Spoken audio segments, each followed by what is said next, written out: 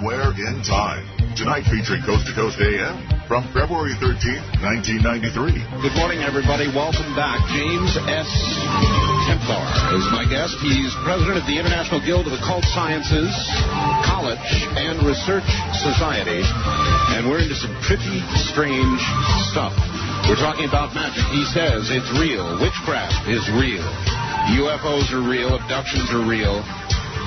And there's a lot more. And I'm going to open lines this hour. Mr. Templar will take questions about anything in the world of the occult. This is going to be something. Again, I serve up the warning that if you are frightened by this kind of material or unduly disturbed by it, turn your radio off. In other words, don't listen. Now, we'll get back to it and into the phone lines in just a moment.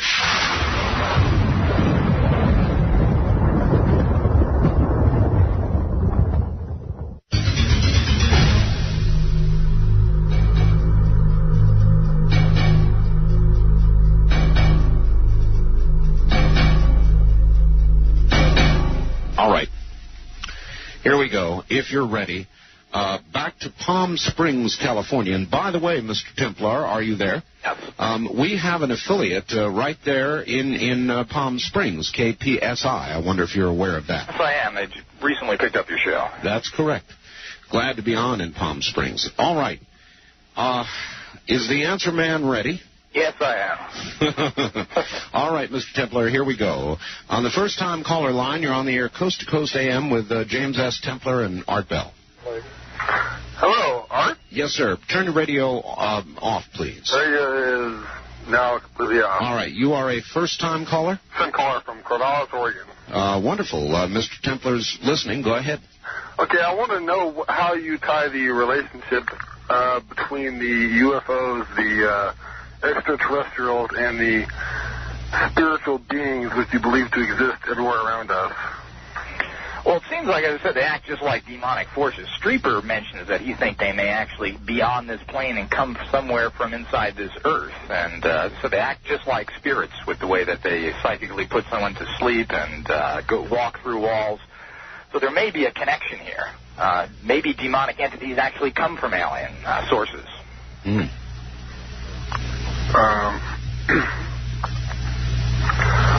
Okay. Okay. Does that answer your question? Not really, because I just don't imagine alien sources as being demonic. All right. I suppose then I would require of you an attempt, at least, to answer why. In other words, why is it not as possible they are as not? Because I believe there's a boundary between the real world and the spiritual world, and I think that if extraterrestrials exist, they exist in the real world, and the spiritual world, they can have what they want, and that's where you go when you're not around here anymore. Well, there's good and bad of these, of course. So we're not really sure of any of this. The research has to be done. But, we can write that on your tombstone when these negative aliens attacked this planet, that you didn't think they were real. But there's some very bad things going on here, and, of course, nothing can be totally explained as of this point. All right. Thank you. Thank you, caller, and good morning. Write that on your tombstone after they attack? That is what you said, right? Yeah, I think so. You believe the attack, alien attack, is coming on this planet? We believe so. In the next 10 years, something's going to happen. Well, something is not the same as they're going to attack us or take us over, or something like that. Well, the government has a lot of different, very high-tech weapons to handle these. So there could be either mass destructions or some sort of armistice. But there's going to be communication, and there's going to be some bloodletting. If it came to war, Mr. Templar, would we win? I really don't know. We have some amazing weapons that we don't know about. I guess we better have. All right. Wildcard line 3, you're on the air. Coast to Coast AM with Art Bell and James Templar. Good morning. Good morning. Where are you calling from, sir? Albuquerque. Albuquerque, New Mexico, okay. I was wondering if this argon generator is being suppressed by the United States government. I understand the inventor, Mr. Reich, R-E-I-C-H, was held in prison 12 years. That's that is correct. Of course, anything to do with medical mafia out there, and you try and heal anybody, alternate methods, and that's what he was using using this energy to heal people, and they put him in jail as a quack, and he was persecuted because of this. And while his books have still survived and are readily available, generally these devices are not used by anyone anymore except for as experimental. I'm a layman, and the only thing I know about argon is it's a gas in physics. Well, actually, it's an energy, and it's Earth energies, and there's ways of. It's very simply. His devices are very simple. They're just steel. In between a fabric, and you put these different layers of steel together, and it kind of holds this energy in, and so forth. Why would the government suppress it? Well, they suppress anything that upsets the normal. And, very good. Thank you. All right. Thank you very much for the call, Albuquerque. Why? In other words, if there is, for example, a magical machine. Or not so magical machine that will heal somebody of some disease the government otherwise can't deal with, why would they suppress it, Mr. Well, there are cures right now for all the diseases that are on this planet. And they've been doing none of this stuff is overly new, and it's suppressed because there's very little money. And the people that have the power don't want to give money, if there is money to be made from someone else that has an alternative philosophy or a technique. Mm-hmm. It's like people don't want to convert from the oil cartels into solar energies and so forth. Because the old carburetor, we bought it up and put it on the shelf theory, right? Basically, this has been true. People are either paid off or they're killed. Mm-hmm. Good morning, line one. You're on the air, Coast to Coast AM with Art Bell and James Templar. First of all, let me say good evening to your guest. I do have a problem. I'd have to say I disagree with about 50% of the things that you say. What fascinates me, though, is you believe that people have a set purpose in life. I'm fascinated that because if you look at U.S. history, it's fascinating that great people come at key times, such as Abraham Lincoln during the Civil War, great leaders we had during the put the Constitution together, Franklin Roosevelt. Do you believe that there are people... Excuse me, sir. That would be great people of both political persuasions. Mr. Templar, that is a fact, though. It gets into the whole question of destiny and so forth, and there are people that have specific destinies. Now, not everyone has a destiny, but there are specific individuals that do have destiny. There is a fate, and they are going to do that fate regardless. Are you saying that people do not have a set time to live and to die, that is not a set point?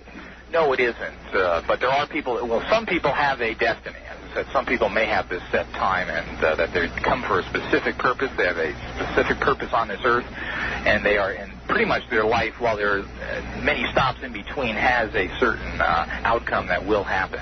But not everyone. Well, what you're saying, though, is that if it worked out that way, where you had, if you set it for some people and didn't set it for everyone, you basically have loose cannons. And it seems to me if it's set for some people, it would have to be set for everyone. Well, no, because there's only certain people that can do certain things. If everybody had this great goal in life to change the world, there would be billions of people trying to do things in conflict. All right. Thank you very much, caller. Mr. Templar, are our lives pre-scripted? Do we have free will, or do we just think we have free will? In other words, are we following some grand plan, and it's going to happen? It's just we don't know what's going to happen, so we think we've got free will, but we're really following some grand plan? Again, it's dependent upon the individual. Some people are just flow in the wind and are taken by whatever comes along. Other ones are very much directed, and you're going to end up doing what you are directed to, whether you like it or not. So, again, it's very individualistic. People have certain goals in life that they have to fulfill for certain reasons.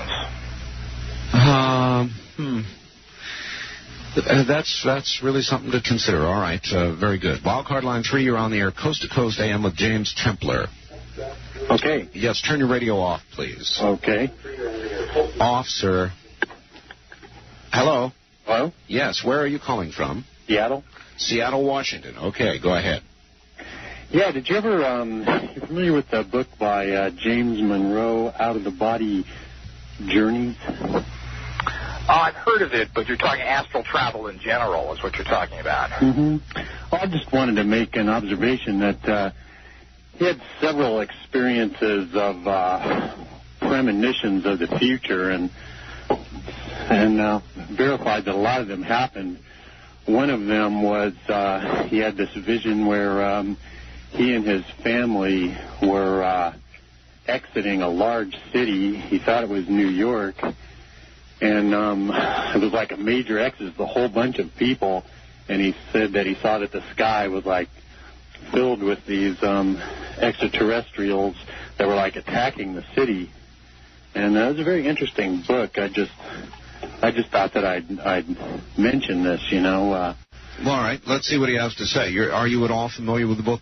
I've heard of the book. I've not read about it. I'm familiar with the writer. Now, these seeing things in dreams and so forth is very, very common. I mean, you just mentioned one where you saw... I was fully conscious when that happened. And you can do it fully conscious also. You know, it depends. Some people, most of the time, people see dreams, which is the typical way of doing it because they're in a consciousness state. But this is not unusual at all. And there's certain people under pressure situations in particular tend to dream of the future and get bits and pieces. It's very hard to put these together. When I said, Mr. Templar, that I really had this experience, I really had it. I have never felt it since, and I've never felt it before. But there was no question about it. I knew what was going to happen. In fact, I was being forced by something or somebody to pay attention. I'm forced. It was as though I could not control it. It came in waves. All right, to Seattle, Washington, on the first-time caller line. You're on the air. Good morning. Morning. An enjoyable show so far. Thank you. And to Mr. Templar, earlier you mentioned the possibility of a connection between some of these UFO aliens and esoteric beings that have been encountered. I was wondering if you were aware of Aleister Crowley's work with Enochian beings. Yes, I'm familiar with that text and so forth. He uses supposed to be angelic-type forces. Again, there's an intermixing here that can't be ignored, and we just have to further investigate it.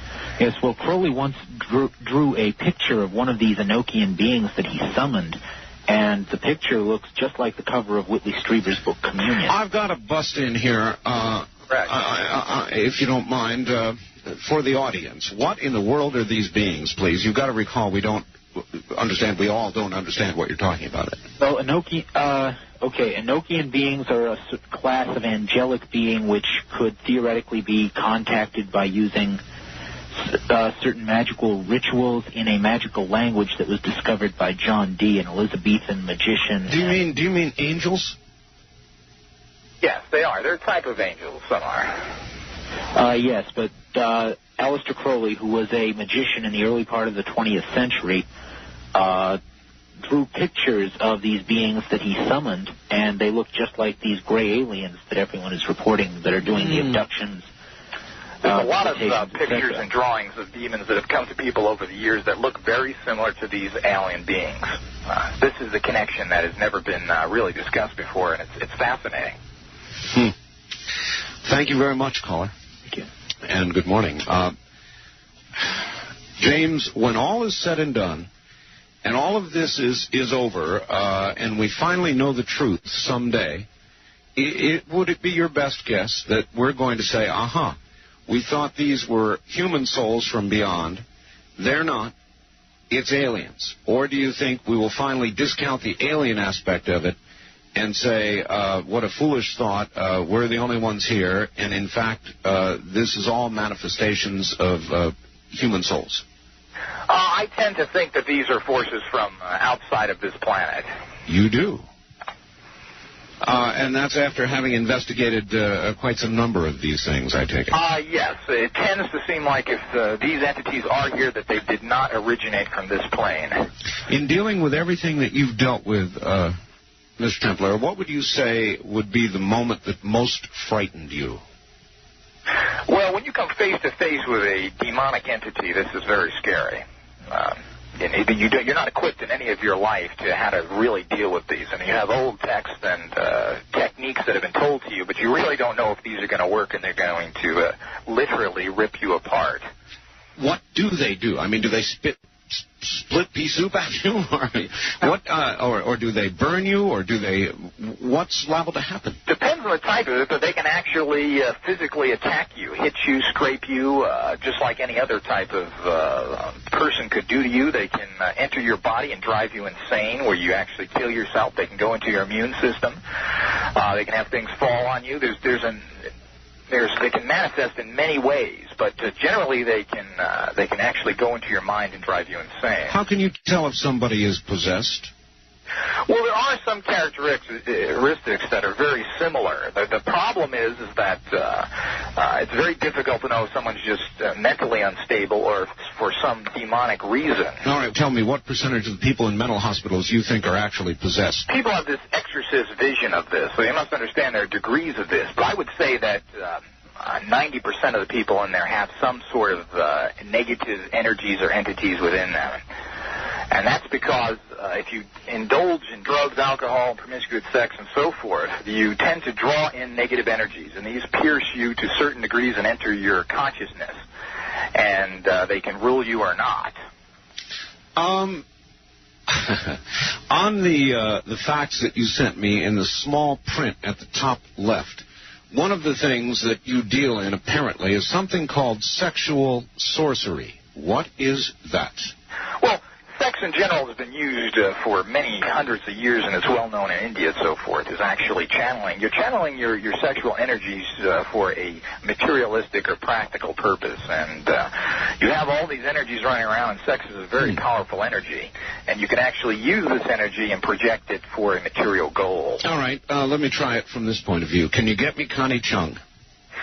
Again, see, if you know Connie Chung, you can affect her. If you don't know her, you can't bring in Madonna or win the lottery. You know, these are the type of things that is the whole fallacy going around about magic. Well, give Madonna to somebody else. All right, very good. Back to the telephones quickly. Good morning. You're on the air with James Templar in Las Vegas. Thank you, Mr. Bell. Mr. Templar, do you think that the world government is perhaps corroborating with the aliens and using mind-altering drugs, supercomputers, cathode rays, sound emitters, and other existing technology to shape the world views? Well, they are definitely communicating with the aliens. How much manipulating is going on, I really don't know. But there is a lot of manipulating going on, period. How much of these actual technologies you're talking about are being used, there tends to be everything going on. But to what extent, I have really no idea. Yeah, I was kind of curious about that. Thank you. Thank you very much for the... Oh, caller, where are you calling from? Oh, Reno, Nevada. Reno, and KOH, our affiliate KOH in Reno. All right. Well, you're an interesting person, Mr. Templar. How long have you been studying all of this? Well, I've been studying this for about 20 years myself. And, of course, I'm in communication with people all around the world that are feeding me information. And Why? Why did you begin to study it? Again, this tends to, I think it's a destiny factor. I think it's just what I was supposed to do, and I was just led into it. It's fascinating, and we've empowered ourselves so much in this society that this is one way of bringing back the power to you. But you must have had some brush with it or some exposure to all this that led you into it. Well, I've had a lot of precognitions and a lot of psychic visions and so forth, particularly during sleep cycles. And is your own psychic power strong, Mr. Templar? Yes, I'm what you call an adept at magic, and I'm not a psychic, as you would call it, but I know how to direct powers and how to manipulate them. So you are adept at magic. That's the way you'd put it. Yes. But even using all that adeptness, you cannot get me Connie Chung. No, again, it's out of your sphere of influence. Yeah, all right. Hold on just 1 second. This is Premier Networks. That was Art Bell hosting Coast to Coast AM on this Somewhere in Time.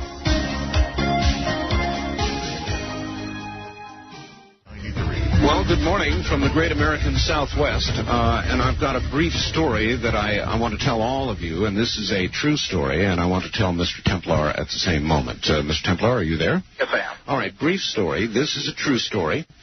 There is a person who called one of our network executives the other day, deadly serious, literate, not a nutcase, said, I have been listening to Art Bell for the last 7 years. The man doing that radio show right now is not Art Bell.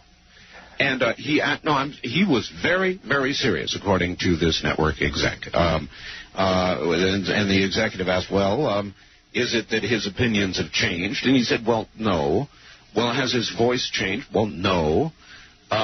So in every way that he was able to ask, he'd never seen a picture of me, so he couldn't do anything with that, but he was convinced, certain, absolutely certain that it was not and is not me. Well, maybe the aliens have made a clone of you, Art, and they're standing in for you. But, this is the kind of nonsense, obvious, that is perpetrated out there. Now, these are just silly, and this is the kind of debunking we like to do also. Of those things that you have investigated, claims of ghosts, witchcraft, sorcery, magic, people who have claimed to have psychic powers and so forth, what percentage over all these years have you found to be a bunch of absolute baloney? Well, there's so much misinformation, not only from non-occult people, but people in the occult, because they study only one little area, and they have only information coming in from one little area. We have information coming from around the world. We study everything.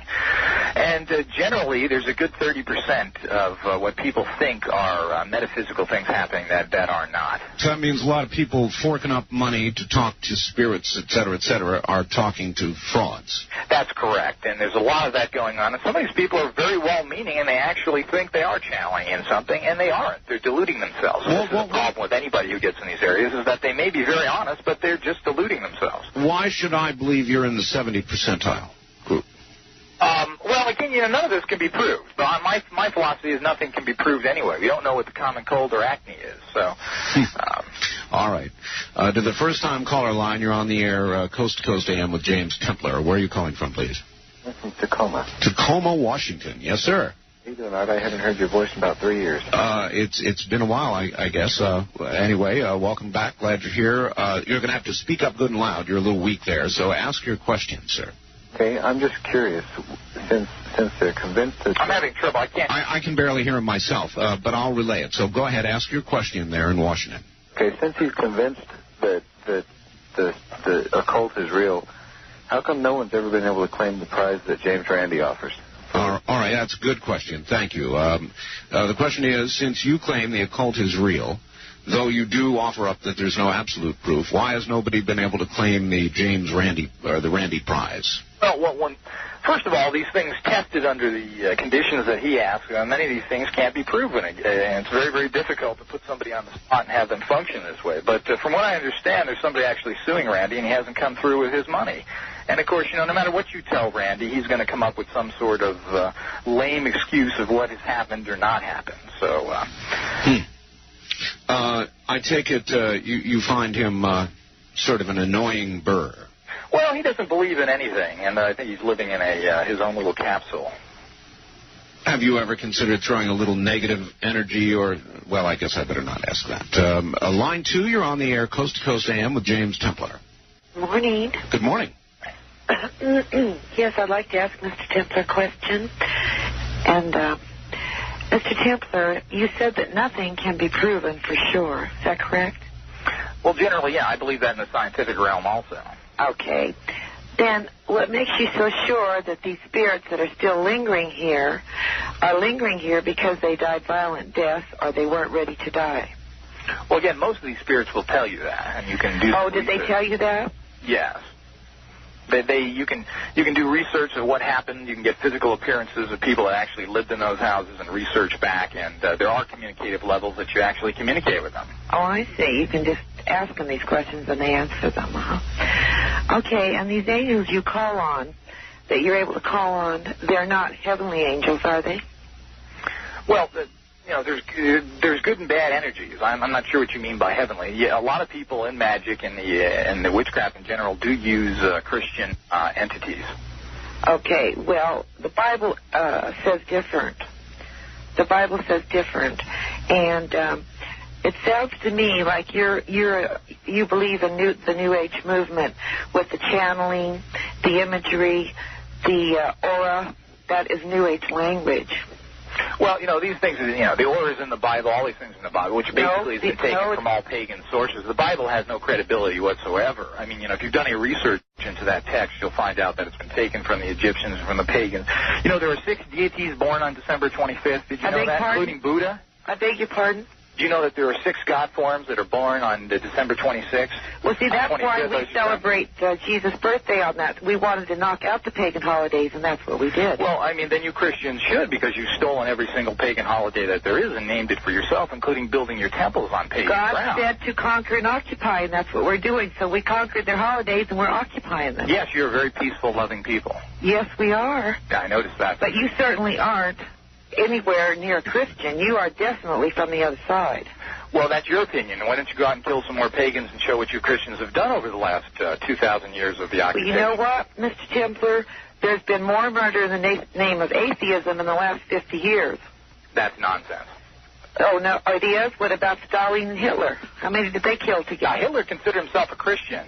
No, he didn't. Yes, he did. He certainly did. He considered himself getting the Holy Grail, and everything else was hooked up to Christianity. Anybody can say that. I could say that I'm the Queen of Sheba. That doesn't make me the Queen of Sheba. Well, you know, the bottom line with any thought form or any you're in the New Age movement. I'd heard you mention God, imagery, aura, reincarnation, and what you people do in the New Age movement is try to mesh that together with Christianity. No, I don't think people should deal with Christianity at all. I beg your pardon? I don't think people should deal with Christianity at all. It's infected But people. you did mention you believed in God. I believe in a God form, yes. A God form. See, okay, then, but you do try to... Actually, ma'am, I believe I asked him earlier if he believed in a creator, and he said yes. Oh, who does he think the creator is? Good question. What about it, Mr. Templar? Well, it isn't a 2,000-year-old belief system. I mean, some of these belief systems go back to Atlantis and 50,000 years. I mean, it's a little new religion that it only is a really small part of the You're not answering the population. I'm waiting too. Who is the creator, Mr. Templar? Well, it's an energy. It's a force that no one really ultimately knows what these are. The creator is. I don't have names for it. I think it's kind of silly that a human can actually you're an authority on the subject. Well, to think a human can understand what a creator is and exactly how it works, I think is quite silly. All right, ma'am, I'm going to stop it right there, but you've been a good call. Thank you. Okay. Right. Well, there you go. There's your first, Mr. Templar. Fascinating.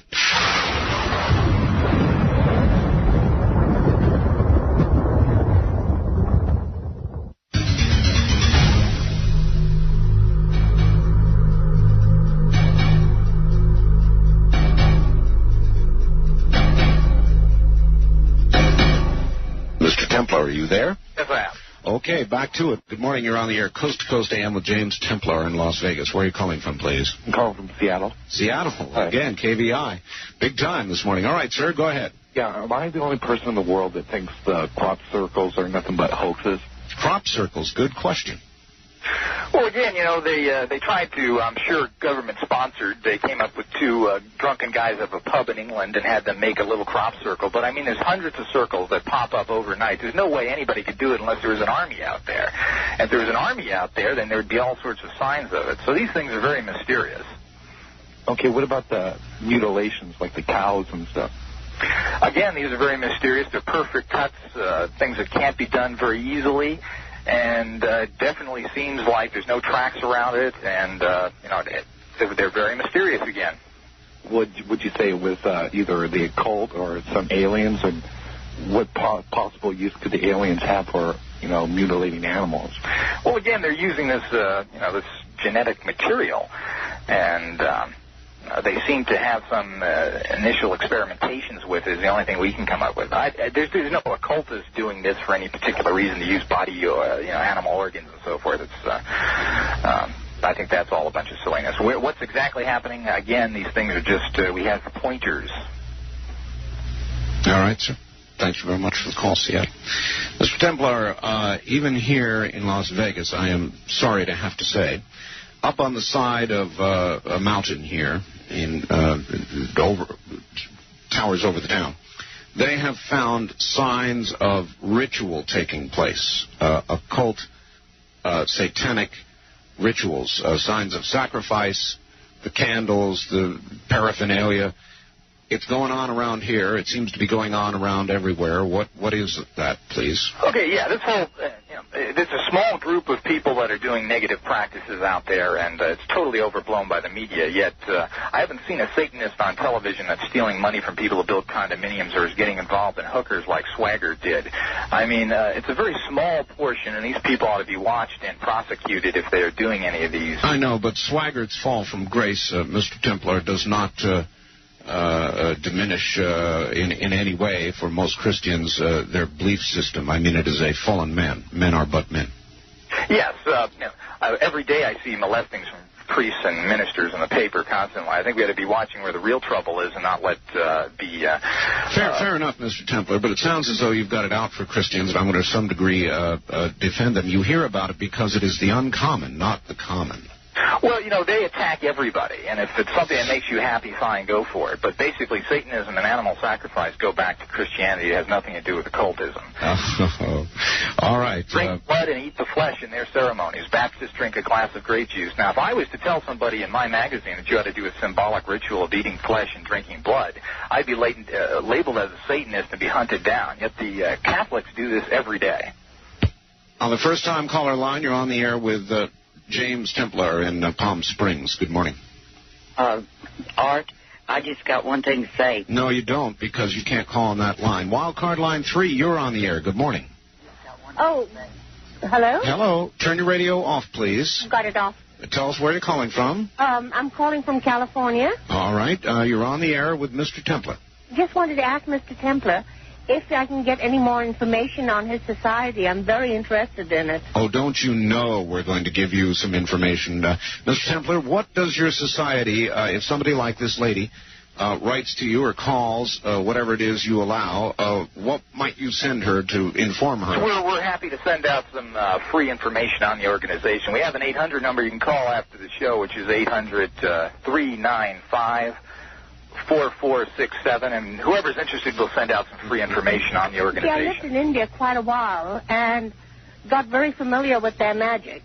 When is that phone line open, please, Mr. Templar? That'll be open right after the show, whenever I'm assuming after 6 o'clock. I mean, is it normally open 24 hours? Or? Yes, there's a tape on there, and the normal times generally anytime after the best bet.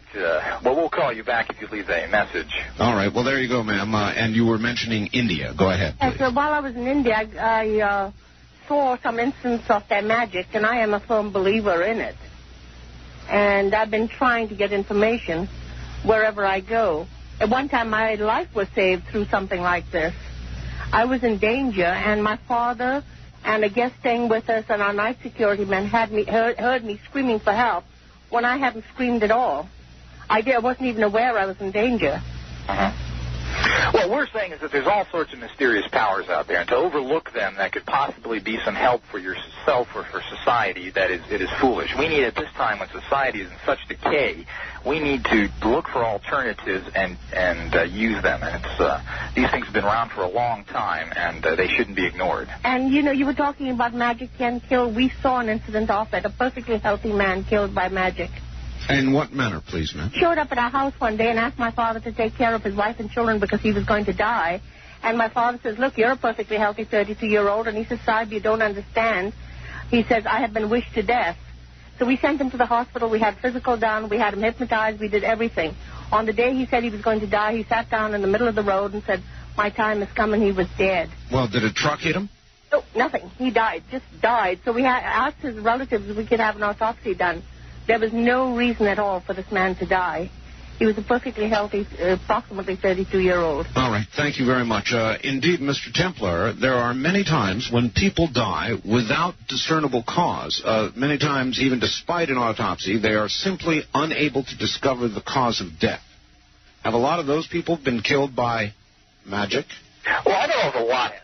It's not easy to kill somebody with magic. Let's get that right off. It does happen, but it's not something that is easily obtained or easily done. So, again, we really don't know how many of these actually happen. There's some very mysterious deaths, and there's things that have been linked to people being, quote, cursed. All right. I joke about it, have joked about it on the show, but suppose a whole bunch of people with great psychic power were to get together and try and figure out a way to psychically burst a blood vessel in the temple of Saddam Hussein. Could that be done? Again, yes, generally here. The problem is a sphere of influence problem here again, because if you can do that as a group, you're changing the entire planet, and there are spirit guides that won't allow this to happen. All right. First-time caller line, you're on the air with James Templar in Las Vegas. Hi. Hi, how you doing? Fine. Where are you calling from, please? Tucson, Arizona. Okay, we don't have a lot of time here, but go ahead. What is your question? Perhaps just listening to your program, we would both agree that there's good and there's evil. Now, is there a possibility there's good aliens and bad aliens? All right, that's a good question, Mr. Templar. The answer to that? There's definitely good aliens. The problem is they don't seem to be too interested in helping us. So that's the only problem that I can see. So the good aliens then are more or less indifferent to the human plight? Well, they seem to have this Star Trek mentality, is what I call it. They don't want to really interfere. The philosophy is that ultimately, when push comes to shove, they will come to our aid. Wildcard line 3, you're on the air in Las Vegas with Mr. Templar. Yes, I hope to be intelligent when I say this. I'm a Christian, and... You mean you want to try to hold your temper? No, not at all. I just want to come across as intelligent. Okay, good. Well, take a deep breath. Tell us where you're calling from. Marin County. All right, let her rip. Basically, I would say that if what you're saying is true, then Jesus came and died for nothing, and the Bible's a waste of time, and that we should all just, chuck it in and go fishing. The Bible tells us that we should test the spirits, and any spirit that denies that Jesus came in the flesh is not from God. I used to be a believer in what you are talking about now, and I found that as a Christian there are things called familiar spirits, and what they do is they imitate and act like people that have passed away, and the whole point is for them to deceive people like you into believing that they're somehow subject to you, and somehow that you can do some good. All right, caller, hold it right there. Mr. Templar, is it possible, indeed, that you have been deceived, that what this caller believes is correct, and one day in the end you're going to find out that he's exactly correct? Do you acknowledge that as a possibility, or are you surely certain that it is not so? I think that's probably is ridiculous. Probably. More people are deceived on the other side. If Christianity works for you, fine. Just don't force it down other people's throat and persecute them. But you do acknowledge that he could be right. No, I don't really acknowledge that. Again, if you've done any kind of research on the Bible, you really find where it's come from and how it's pieced together, etc. If it works for you, fine. Any comments, caller? Yeah, I would simply say that who was Jesus, and if he wasn't who he says he was, then he was an incredibly stupid and deluded man. And why do people who are not Christians consider him to be a wise and great man? Thank you. Who was Jesus, Mr. Templar? Well, again, I don't believe there was a Jesus. The Jewish writers at that time never mentioned Jesus. I believe there's only one comment of a quote, Jesus-type person by the Romans who kept excellent documentation. So there doesn't really seem to be much evidence involved in any of this.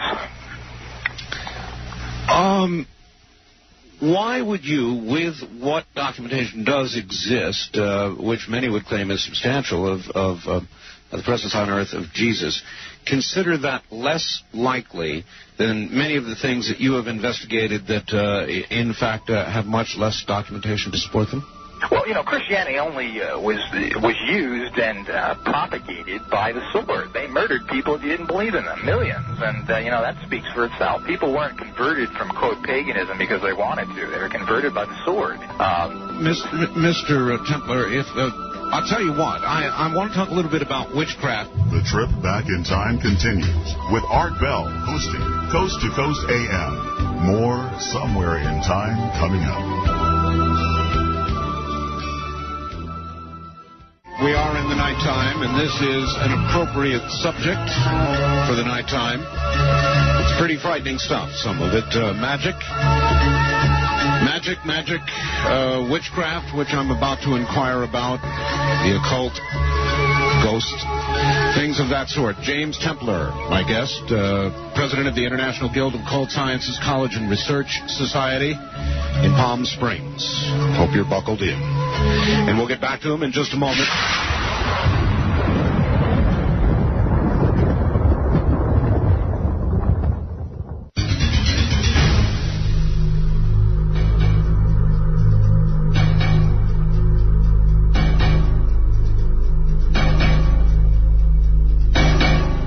And now, back to James Templar. And are you there, James? Yes, I am. Okay, your public awaits. Some of them with little knives and guns. Yes, Remember, folks, our first-time caller line / east of the Mississippi River line is area code 702-385-7213. And good morning on that line. You're on the air. I am? Yes, you are. Where are you calling from? Seattle. Seattle. All right. Well, you're on the air with Mr. Templar. Go ahead. Just kind of caught me by surprise when I got on so fast. Well, you have to imagine, sir, when you dial, you might get on. Okay. Well, I just wanted to know his view on Carlos Castaneda's books. I think he's an excellent writer, and he gives you an excellent insight into the magical tradition of Mexico, and I believe the ancient Aztecs. He gets into some of that. They are fascinating books, and it gives you a whole insight into that's really shamanism. Mm-hmm. All right, caller. Thank you. Thank you.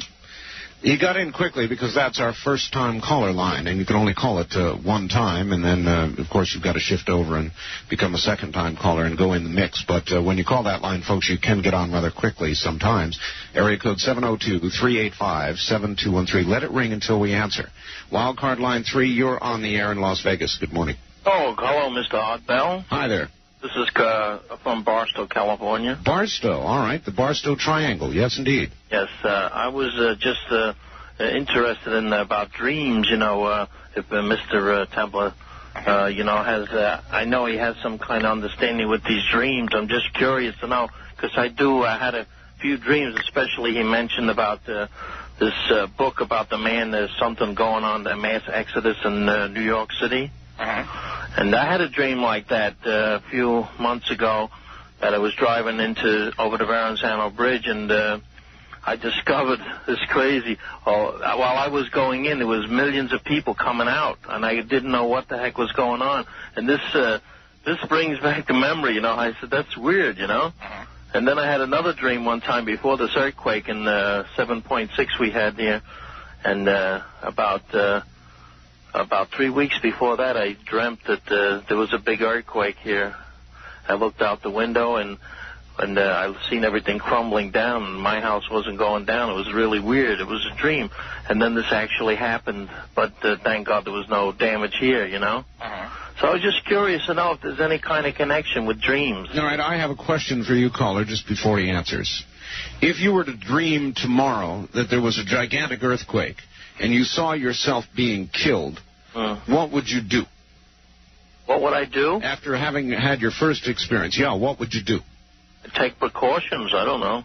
Well, I said now you saw yourself being killed. Would you wake up quickly and leave the state, get the hell out of the area? Would you actually, in other words, what I'm trying to find out is, would you act now, having seen it happen once, would you act on your dream? I probably would, but my problem is I'm confined here because I got an elderly mother, and I'm stuck, So I'm in a situation where I can't move. I wasn't being killed, actually. It was just No, I understand that. I was pushing it to the limit to see if you would act on what you believe to have happened to you. Thank you very much. Mr. Templar, comments? Yes, dreams are very deceptive. You have to do it like any other discipline, and that means you have to write down, see if they happen in your life, and follow it through. Most dreams are minds releasing, and it's a tension thing and so forth. There's not much credit you can give to dreams unless you're actually following them, seeing if things happen in your life. Well, without something flashing at the top of the dream saying, real dream, real dream. Right.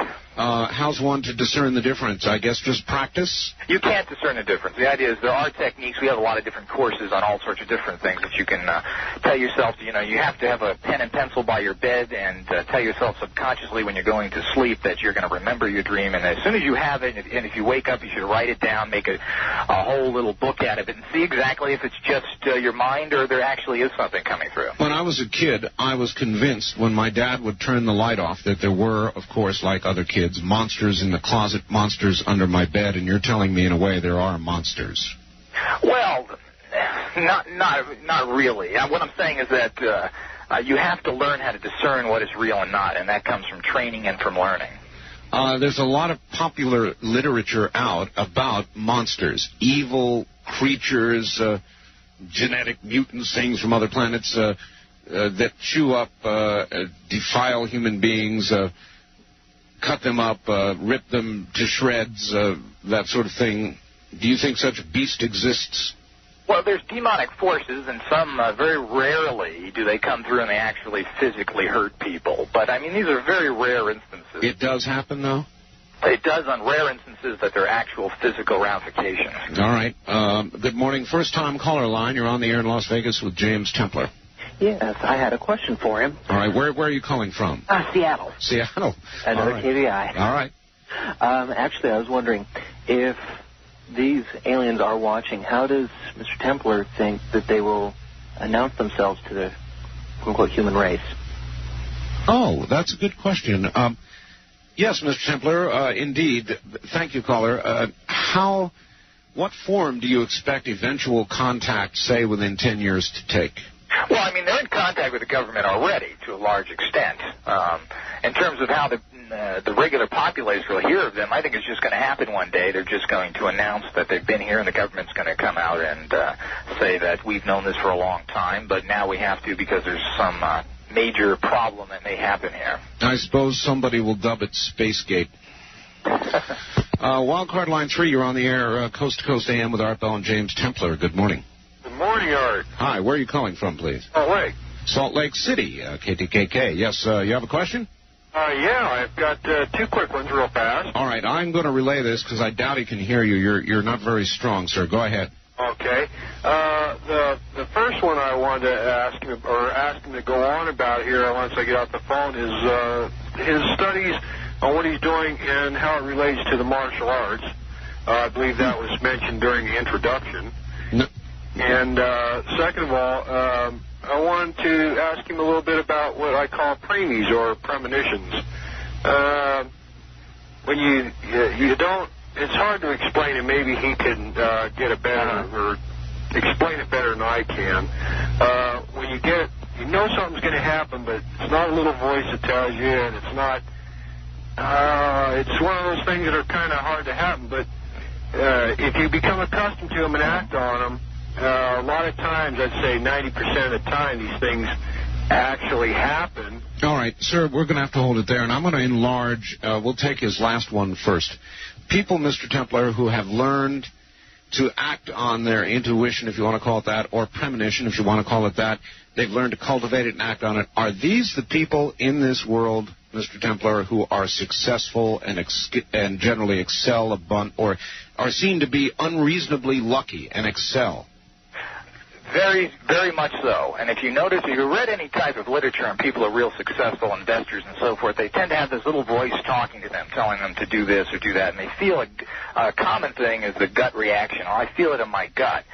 And most very successful people have put a heavy amount of emphasis on these areas of their lives. And we all have this. How many times have we reached for the phone and it rings? Or, the stories are just endless of people that feel a relative dying. Yeah, it goes both ways. Not only in terms of the choices. Life is nothing but a constant stream of choices, left road or right road. Which way do I go? So it's not just that, but it's also the negative. A lot of people will have bells ringing in their brain all over the place when they're walking into an area that's going to be trouble for them. Isn't that correct? That is correct, and a lot of people have saved their lives like that. How many times have you went into a place, whether it's a store or you're walking in a place in the dark, and you feel real negative energies from it? Oh, yes. Real bad. Oh, yes. And these are the warning signals that you get from your mind telling you something is going to happen. How many times have you go out and you lost your keys to your car, and it takes you 2 minutes to find it, and then all of a sudden you're driving down the road and there's an accident there that happened 2 minutes ago? These are all the type of psychic tools that are not scary. They're not anything great occult or hooked up into weird areas. These are forces that you should learn how to use so you can better your life. Mr. Templar, I actually do that. And unfortunately, though, I must admit that more times than not, I've been in a position of saying, damn it, I knew this was wrong. I knew I shouldn't have done this. I had the feeling, but like an idiot, I went ahead anyway. So you're kicking yourself around. Well, if you do some basic little psychic trainings, these type of messages will probably be effective to you 80% of the time. They could save your life. All right, indeed. Line 2, you're on the air in Las Vegas with James Templar and Art Bell. Good morning. Good morning. Well, in the book of Revelation, it says that there was war in heaven, and Michael and his angels fought against the dragon and his angels. And it also says later in that... All right, so what is your point from that? What are you trying to suggest? In Revelation chapter 12, it declares that the planet Earth is being invaded by the devil himself and the demon spirit. So those are the bad aliens. All right, thank you. Is that something, Mr. Templar, that you would regard as valid in the Bible? Well, again, most of these stories are taken from other places, and there is some validity to that. I mean, it does. You must remember these are written in ancient times. They wouldn't describe. Mr. Templar, wait a sec. You're finding convenient in the Bible, and naming is why there's something to that, you say, where it seems to support your case, but where it doesn't, you scoff. Well, no, those stories are all through paganism. I mean, the Nordic tradition of Ragnarok goes into all that, and it very much looks like a alien attack, and all these things have generally been taken from these sources. Well, okay, but again, I accuse thee of finding convenient the passages that agree, and you get my drift? Yeah, I understand exactly what you're saying. It's a very human thing to do, Mr. Templar. If the Bible works for you, great. As I said, I'm not on a tirade against Christianity. Well, I know there are going to be some that have heard it that way, and so on their behalf, I thought I'd get you. All right, to the telephones again, then. On the first-time caller line, you're on the air. Good morning. Good morning. Where are you calling from, please? I'm calling from Oregon. Oregon, all right.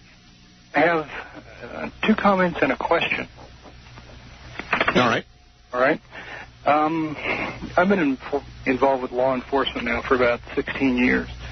And the type of covens and witchcraft that are being talked about are more widespread, I believe, than your guess would indicate. I've also had to do some background and some studying on the subject. I wanted to say one thing about Mr. Crowley. He was described by your guest as a witch. One thing that's not widely known, I guess, unless you can go into his background, is that the type of witchcraft he was involved in was, and I won't get graphic, but it was sadistic, it was sexual, it was, as a matter of fact, it was so extreme that he lost a son. All right. Well, we're really getting an awful lot of ground here to cover, sir. Hold on just a second. All right, that's my question. My question for him is this. He's talked about having success in dealing with these things. My question is, what does he do? What authority does he use when he comes up against this that finds himself be able to prevail? All right. Thank you. And a good question it is, Mr. Templar. By what authority do you challenge any of these beings or attempt to help anybody free themselves of such a possession? Again, most people use traditions that they're involved in. Traditions means whatever belief system. Some people use Egyptian god form energy. You can use Celtic. You can use Nordic. You use energy forms to combat them with, and they're very effective. In terms of Crowley and so forth, I have no use for Crowley. I don't like his magic. I don't like his writings or anything else. He has survived, and I have absolutely no use for him or his writings. And in terms of satanic crime, you better start watching these ministers that are molesting hundreds of children instead of... and the renegade... I know. We have, in fact, there's a story about a priest molesting children who did it here in Las Vegas back in the 60s, I think it was, and that's running in the news right now. So it does happen, but again, in defense of them, the priesthood, that is, there are very few that do it, and when they do, it's a great big story. As far as I'm aware, there's never been one Satanist brought to trial that has been convicted of killing babies, doing all these things you hear about. You know, the Christians did this to the Jews initially, and they accused them of being baby killers and everything else. And quite frankly, law enforcement is so ignorant in this field that they can't really judge one thing from another. And so you're saying really means nothing. You're saying they see it then where it doesn't exist, or they imagine it where it does not exist? They see a little symbol and they don't really know what it means. You know, just like last night you were talking about the swastika and everything else, and that's a perverted symbol that the American Indians have used. They use it in Tibet and everything else. Well, certainly, but no matter who used it well or drew it well, the Nazis ruined it. I'd like to say we are watching. We find anybody involved in these practices. We do all we can to stop these people. We have no use for anybody doing that. We find animals extremely sacred, and actually I feel they're higher species than the humans. And if we catch anybody doing this, and we disseminate quality information, I don't, as I said, Crowley's... I understand. Listen, if this were a few hundred years ago and we were in New England, would we be hearing about you getting warm toes soon? I'm sure it would. I mean, they've killed enough of people, millions. All right. Line 3, you're on the air. Good morning. Morning. I'd like to ask Mr. Templar, as a second-generation abductee, I'd like to know what a connection could be with, let's say, the little grays or small beings. You're saying you have been abducted, or are you simply the offspring of someone who has? Oh, I have been abducted. You have been. As in my parents also have. But what I'd like to know is with some more or less positive abductions, there's also some very, very negative ones. And I'd like to know if the entity that comes in while you're sleeping periodically and would attack you, pull off covers and do, sexually attack you. Are these also the grays? Does he have any idea? Were you attacked in this manner? Yes, I was. Sexually attacked? Yes. Now, that's a pure demonic attack. That really has no connection to the aliens, unless they're intertwined, which is what we're investigating. But that's a very typical demonic attack. It is, huh? That's bad news. I didn't really want to hear that. I understand. Because the grays came a lot, but then right in the middle, within like a week's time, this other thing came, and I couldn't... Well, don't feel helpless, and don't let a lot of these grays come in because they manipulate you, and you've got to let them in. You fight these things. People are scared. Learn to get up your courage and fight these things. And the same thing with the demons. There are ways of fighting these entities, and that's the part of the message I'm trying to put out. Don't feel hopeless like all these UFO shows. You feel like you want to go out and commit suicide. The idea is to challenge these things and to let them know that you're not going to be a pushover. Okay, well, lately I have been doing that in the last couple of years, and I haven't been bothered. My kids haven't been bothered. I've stood up for it. And they're cowards, and they don't like to be confronted, and they're not set up for battle, these grays. They're like all sneak thieves. The minute they find any kind of resistance, they tend to run for the hills. I've noticed that. Okay. All right, ma'am. Thank you very much for the call, and keep the covers up there around your chin. I will. Yeah, all right. Mr. Templar, fascinating. I saw a movie recently, which I've got in my collection. I collect movies, which was entitled The Entity. And as I recall, it was a supposed true story, or taken from events that were purported to be true, and it involved a sexual attack, the repeated sexual attack of a woman. It was very convincing. I believe at the end of the movie it suggested, though now infrequent, these attacks continue to this very day. And it said where she was living. I think it may have been Arizona or something. What do you know about that? This is common. This is not an isolated incident. There are many of these demonic entities that draw their energy through sexual contact, and it's not unusual. Again, if you knew where to go, those problems can be solved. Wow. hold on just one moment. We'll be right back in this continuing saga. Isn't this some morning? Isn't this some morning? We'll get back to it in just a moment. My guest is James Templar. This is Premier Networks. That was Art Bell hosting Coast to Coast AM on this Somewhere in Time. Oh, man. We're into one this morning. James Templar is here. He's president of the International Guild of Occult Sciences College and Research Society. If you have questions, we have answers. Mr. Templar, are you there? Yes, I am. Are you a witch? Well, I don't consider myself a witch. Most people don't understand what people that are called witch. Most witches are from the Wicca tradition, which is a pagan religion. It's a pagan religion with magical overtones. Basically, it's a religion, and they use some magical techniques. A pure witch would use magic techniques, and I consider myself, I use different magical techniques, but I really don't have a term for myself. How about warlock?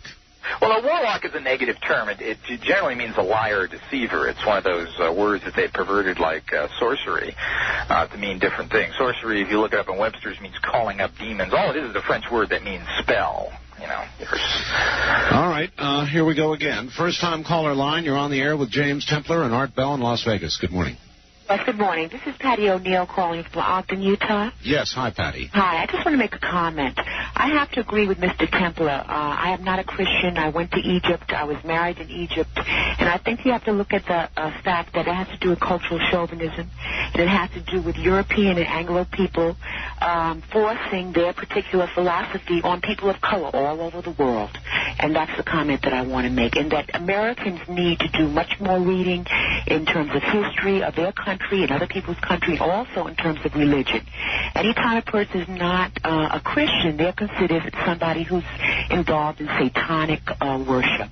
And these religions have been in existence many thousands of years before Christianity. Do you believe in magic, ma'am?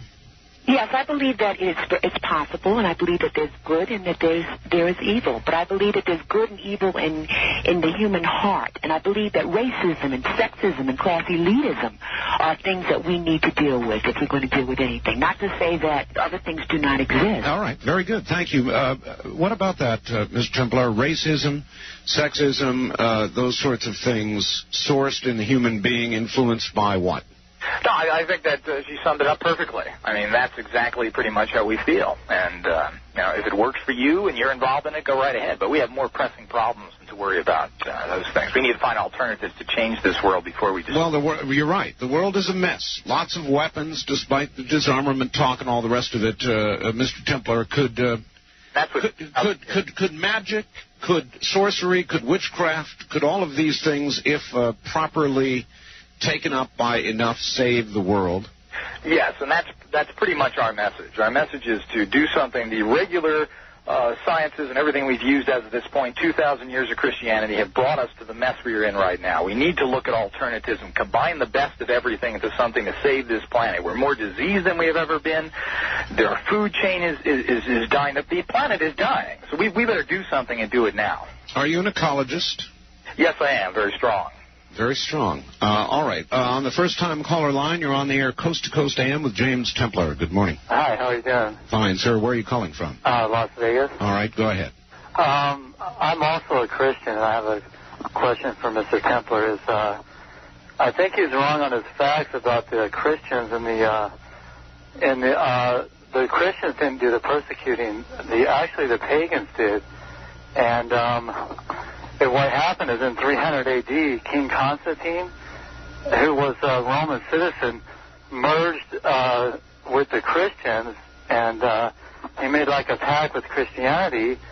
And in doing this, the persecution that was done by him trying to convert the other Christians into this new belief or this new conversion that he had in 300 A.D. That's what was going on there. And so actually it was the pagans. Well, I mean, you can get into history ad infinitum here, and it's a long discussion. But right now we have a religious war going on in Yugoslavia, and it's the Christians that are massacring the Muslims. They estimate there's 50,000 women being raped. This is what Christianity is doing.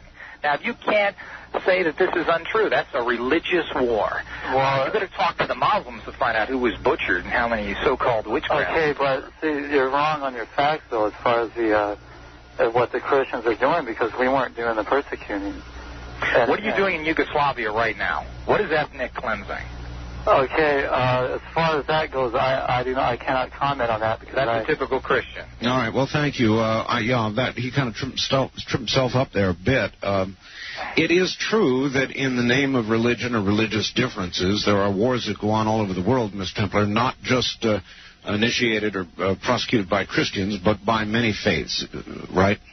Well, this is true, of course. As I said, everyone's guilty, and paganism was not the perfect religion either. And I don't want to say that. I'm just saying that we need to get onto something that works, and if whatever works for you, that doesn't hurt other people. All right, line one. You're on the air in Las Vegas with James Templar and Art Bell. Hi. All right. Good morning, Mr. Templar. I'd like to get to some of the scientific things you were discussing in the first hour.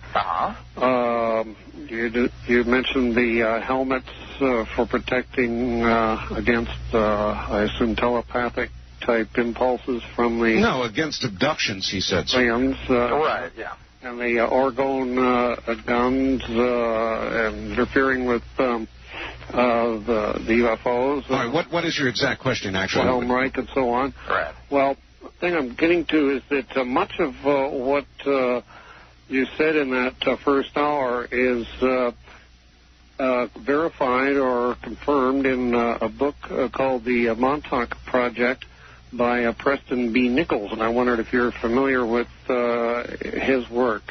I'm not familiar with that book, no. Well, it's interesting because it says, covers just about everything you were saying, and in addition, you might want to check it out. It has, because you mentioned something really major problem in the universe as a whole right now, that it was kind of unstable, and indicates in there that there is a rift in the space-time continuum between 1943 and 1983, which was a result of the Philadelphia experiment at the 43 end. All right, well, he's covering an awful lot of territory there, Mr. Templar. As a rift during those years in the space-time continuum produced by whatever? Well, there's a lot of things that have happened. Again, it's really hard to document that those actual experiments did anything. There's a lot of different experiments going on, and there's a lot of manifestations that are going on now that are in such great quantities that something has happened between the spirit world and this regular world and the alien. Everything's coming together as a head here. But there are devices that have been used for many, many years, that radionics-type devices and these so forth, that have been proven to have all sorts of different effects. And there's nothing, it's science, there's nothing great occultness about it. Mm-hmm. Will science and the occult ever absolutely meet, in the sense that science will be able to verify what so many say about the occult? Well, it used to be the occult and science were one and the same, and that your scholars used to practice both, and that's what we need now, because we need to have different answers to things. The old answers are not working. So this is an interesting aspect. You're suggesting that these are indeed ancient things that were once regarded as science, and slipped away from us somehow, and now are only regarded by people like yourself and others who believe. This is very true, and if you read about it, most practicing, quote, magicians or witches or whatever you want to call them were involved in all this science. The healing of herbs and all these other things that have been proven to be effective were all mastered by these and then later lost. All right. Good morning. On the first-time caller line, you're on the air Coast to Coast AM with Art Bell and James Templar. Yes, I'd like to know Mr. Templar's thoughts on the axis shift. And why are we experiencing so many earthquakes and volcano eruptions? And are these two things related? Well, I'm not sure. Again, these are theories that some people put a lot of credence in this axis shift. I'm not really sure what's going on. I tend not to believe that. All these, we're getting very strange weather, and we're getting very strange earthquakes, as you mentioned, and volcanoes in places that have never even had activity before. And again, whether this is a natural evolving of the planet or there has to be some alien influences that are playing with these things to see what actually they can do is still unknown. Okay, thank you. Ma'am, where are you calling from? Las Vegas. Las Vegas, here in town, and a first-time caller at that. All right, wildcard line 3, you're on the air, Coast to Coast AM with Art Bell and James Templar. Where are you calling from, please? Yeah, this is Shane from Bakersfield. Yes, Shane, you have a question? Yeah, I got a couple, Art. Have you ever heard of a guy named the Amazing Randy? Yes, we talked about him earlier, sir. What's that? We talked about him earlier, sir. So, have you talked with him? You mean the unamazing Randy? Yeah.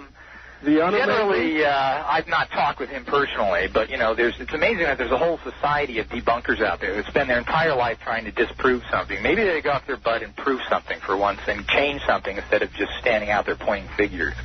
Okay, James. He will give you $100,000 if you can prove what you're saying. From what I've understood, that he's not come through on his deal on many occasions.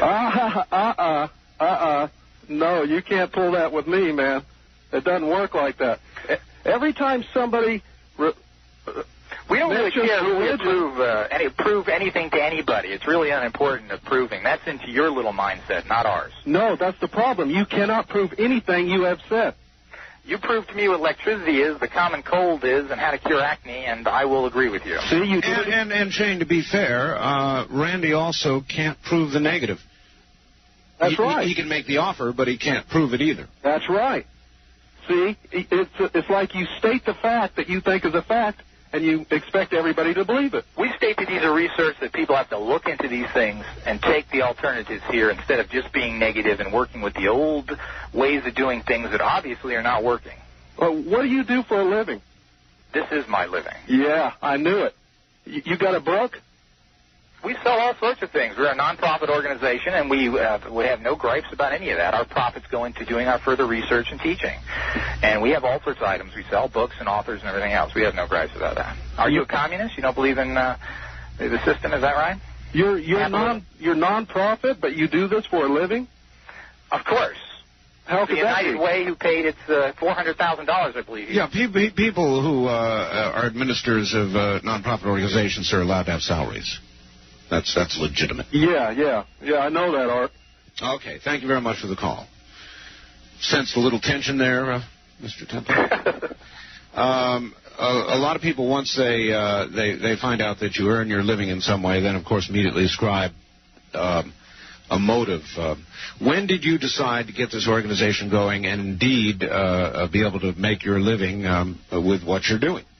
Well, the organization has been around for a long time. I took it over approximately 10 or so years ago. But the idea is that we're here to give out quality information and try and evolve the planet a little and open up some minds. And all right.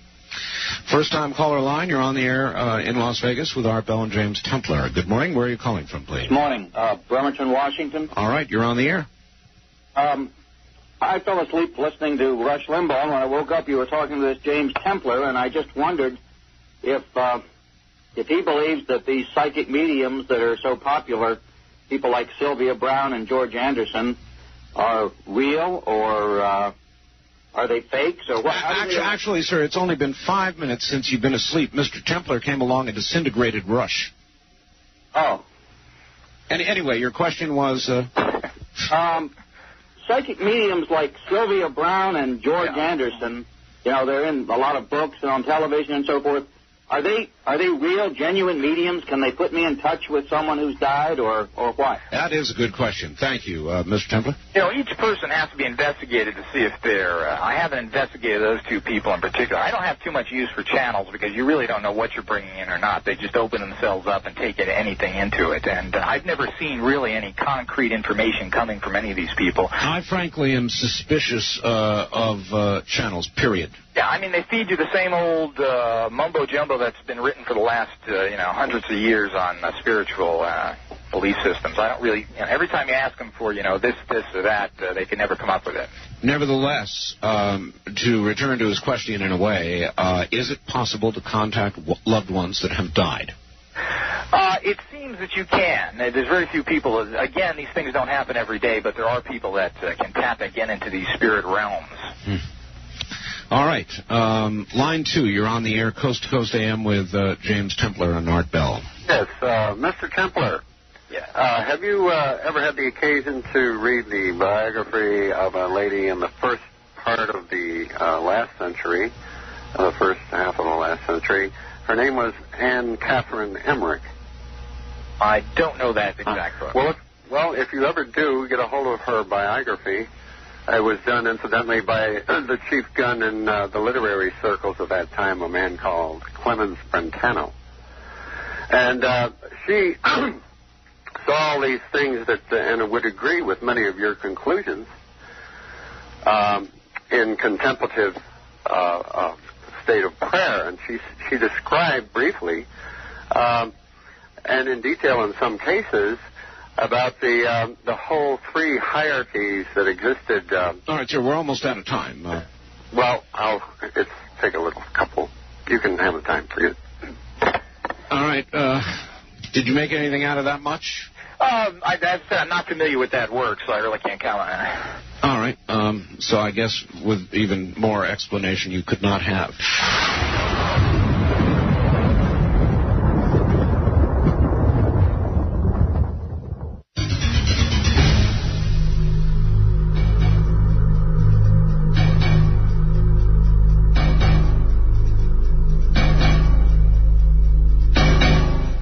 Are you there, James? I am. Are you holding together through all this barrage? I'm enjoying it. Good. Well, then here comes some more enjoyment. Well, you would have been. Wildcard line 3, you're on the air with James Templar in Las Vegas. Yes, I wanted to ask Mr. Templar if would he say that our government in the form that we know it is Satanism or a cult, and if so, does he have a plan how to be protected from it? Good question. Mr. Templar? Well, I don't think our government is satanic or in any way. It's just, you can believe how you want to believe in that area, whether you're a conspiracist or not. I believe there's probably a ruling group that does most everything, but they're not hooked up to any particular religious belief that I know of. All right, so then all those people who have consistently told me that Ronald Reagan was the devil incarnate are wrong. Now, that's silly. Okie dokie. On the first-time caller line, you're on the air with James Templar in Las Vegas. Good morning. Yes, my name is Chris. I'm calling from Anchorage, Alaska. Hi. Hi, Chris. Hi. I was curious. John Lear talked about the Petri dish philosophy there, where it seems like we're just kind of a genetic experiment subject to the aliens' control. And I was wondering if he agreed or disagreed with that. Generally, it seems like that. It seems that they have experimented with this society, and if you look at certain technology and so forth, and even the way the ancient Egyptians looked, the way they shaved their heads, they look very much like the Greys and so forth. But it does seem like they've used us as kind of a experiment. Do you foresee maybe a possible termination of this experiment, maybe according to John Lear, like around the turn of the century? Something's going to happen. We are coming into us in about 10 years. We're not sure how violent or what's going to happen with it and so forth as of this time. Do you think that maybe human beings have become maybe something gone awry and perhaps something that the aliens or whatever might fear or perhaps dread? Well, I don't think, considering how the humans are acted in general, them not having too much respect for us is pretty normal. I mean, we're destroying this planet. We really don't take care of anything. Our society really hasn't built much. So they probably look at us as a lower life form as we look at a person or an animal, I should say, in the zoo. Well, I understand that our technology is advanced far enough that we might be able to, do something about what's happening. But is it true that maybe we might be just being spoon-fed the technology and that there is vast technology available to us that we're not even aware of? Well, there is vast technology that most people aren't aware of. There's all sorts of different weapons and so forth. But I don't know about being led or spoon-fed by the aliens themselves. All the details of these things are very unknown. There's a lot of disinformation, and it's really hard to pinpoint what's real and what's not. I guess on a final note then, do you think that we're possibly in our final days or maybe just beginning? Oh, that is a good one. Thank you, caller. Mr. Templar, the final days. I don't want to get in pessimism here, and as I said, there's ways of fighting these entities, but we have to be aware of this like everything else, and there is something going on. We can't ignore it, and we've got to ask for answers. Don't you, though, see some parallels, my friend? In other words, a lot of the religious people are constantly calling me. You're a listener to the show, so I know that you know it's so, and talking about prophecy and saying, yes, these are the final days. And here's Mr. Templar not exactly your number one Christian, who's also saying, the ball game may be over or at least severely challenged inside of 10 years. Aren't these similar prophecies? Well, all ancient writings have these ending stories with them. There's very similarities. But I'm more concerned about getting some awful disease and dying of it, eating poison food and having my entire environment die out from under me. All right, Mr. Templar, we've got a break for the news. Stay there. We'll be back. The trip back in time continues with Art Bell hosting Coast to Coast AM. More somewhere in time coming up.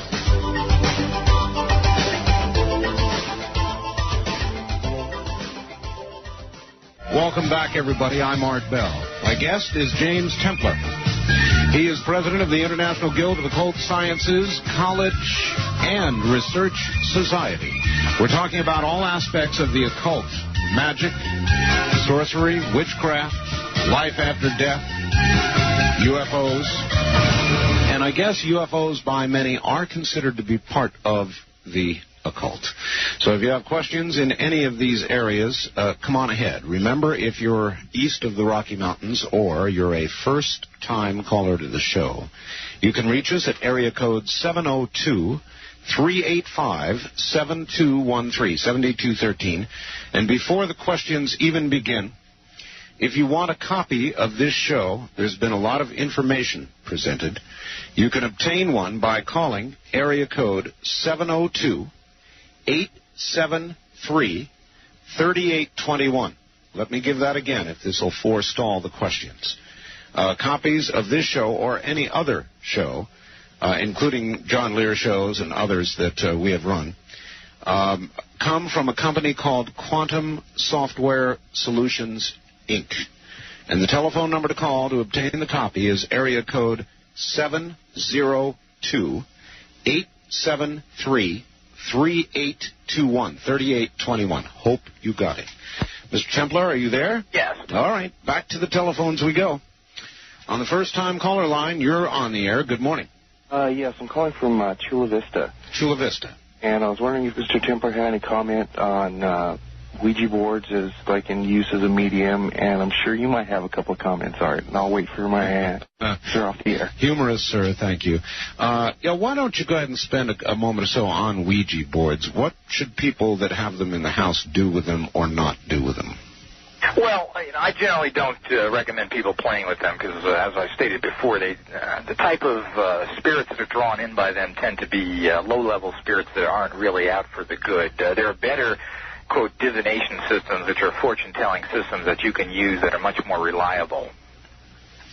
Why did the Ouija board work when it did? What's the whole theory? Several hands on the little widget. Well, some people even use it together, which is even more dangerous, but, use it by themselves, I should say. But again, you're drawing in spirits, and it's supposed to be actually moving this. Of course, you yourself are the channel through it, so again, it's difficult with that special type of system, again, with getting credible information, because if you got your hands on it, you are affecting it directly. So it's a game, and it was popular one period of time, but it's really, I wouldn't put any credibility on it other than a party game. Mm-hmm. All right. Wild card line 3, you're on the air with James Templar in Las Vegas. Good morning. Hello, hi. Hi, where are you calling from, please? St. Louis, I'm sorry, calling from Seattle, Washington. All right. And this is the one talking about UFOs? Yes. Okay. I have a question, right? Okay. I'm surprised that I got it through. I understand.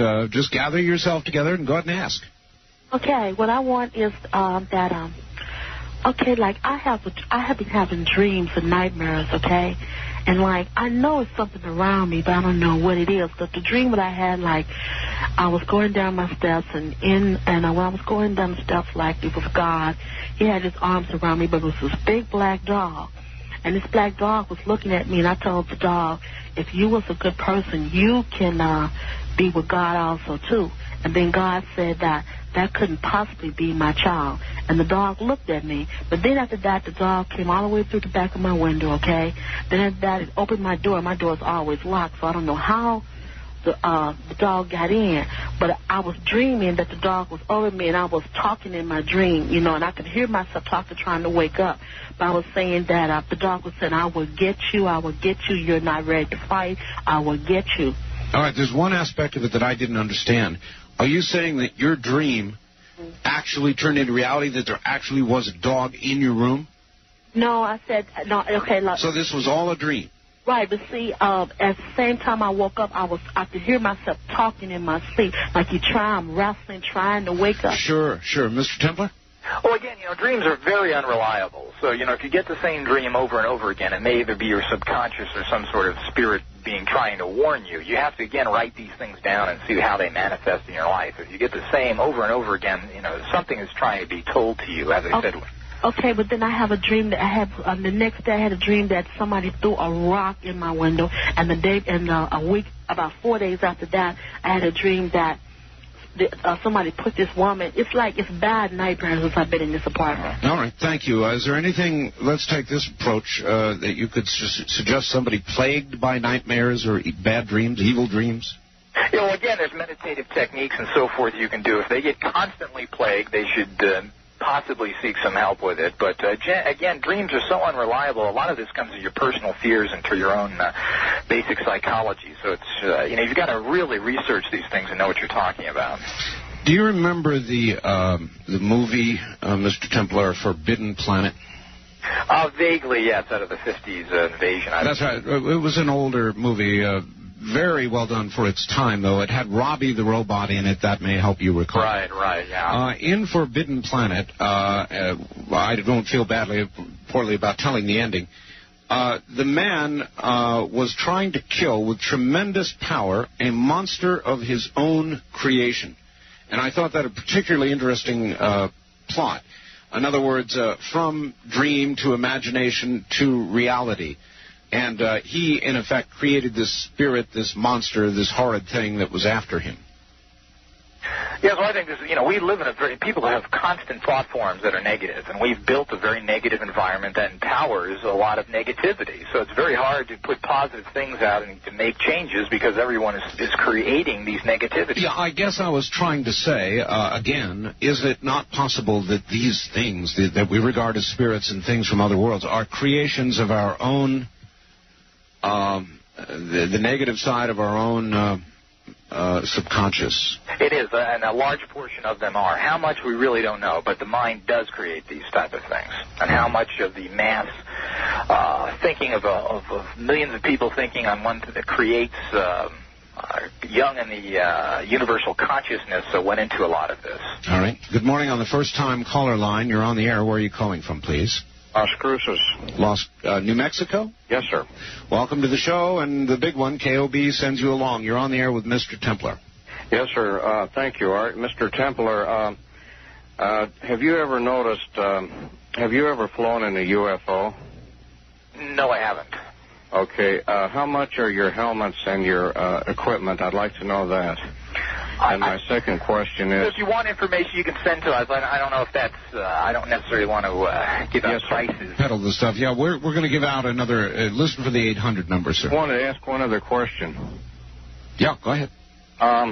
When you look at somebody in the back and they turn around and look at you, what activates that? Have you ever done research on that? Yeah, that's basic psychic power. You're just projecting. I mean, most people can try that and do it. Almost everyone can do that. Just focus on somebody behind the line, see if you can get them to turn around. I mean, this is your basic psychic 101. Well, invariably it happens to me all the time, and I wondered what in the hell I did. Yeah, you have some natural psychic abilities that just are more than the average person without any training. Well, thank you, gentlemen.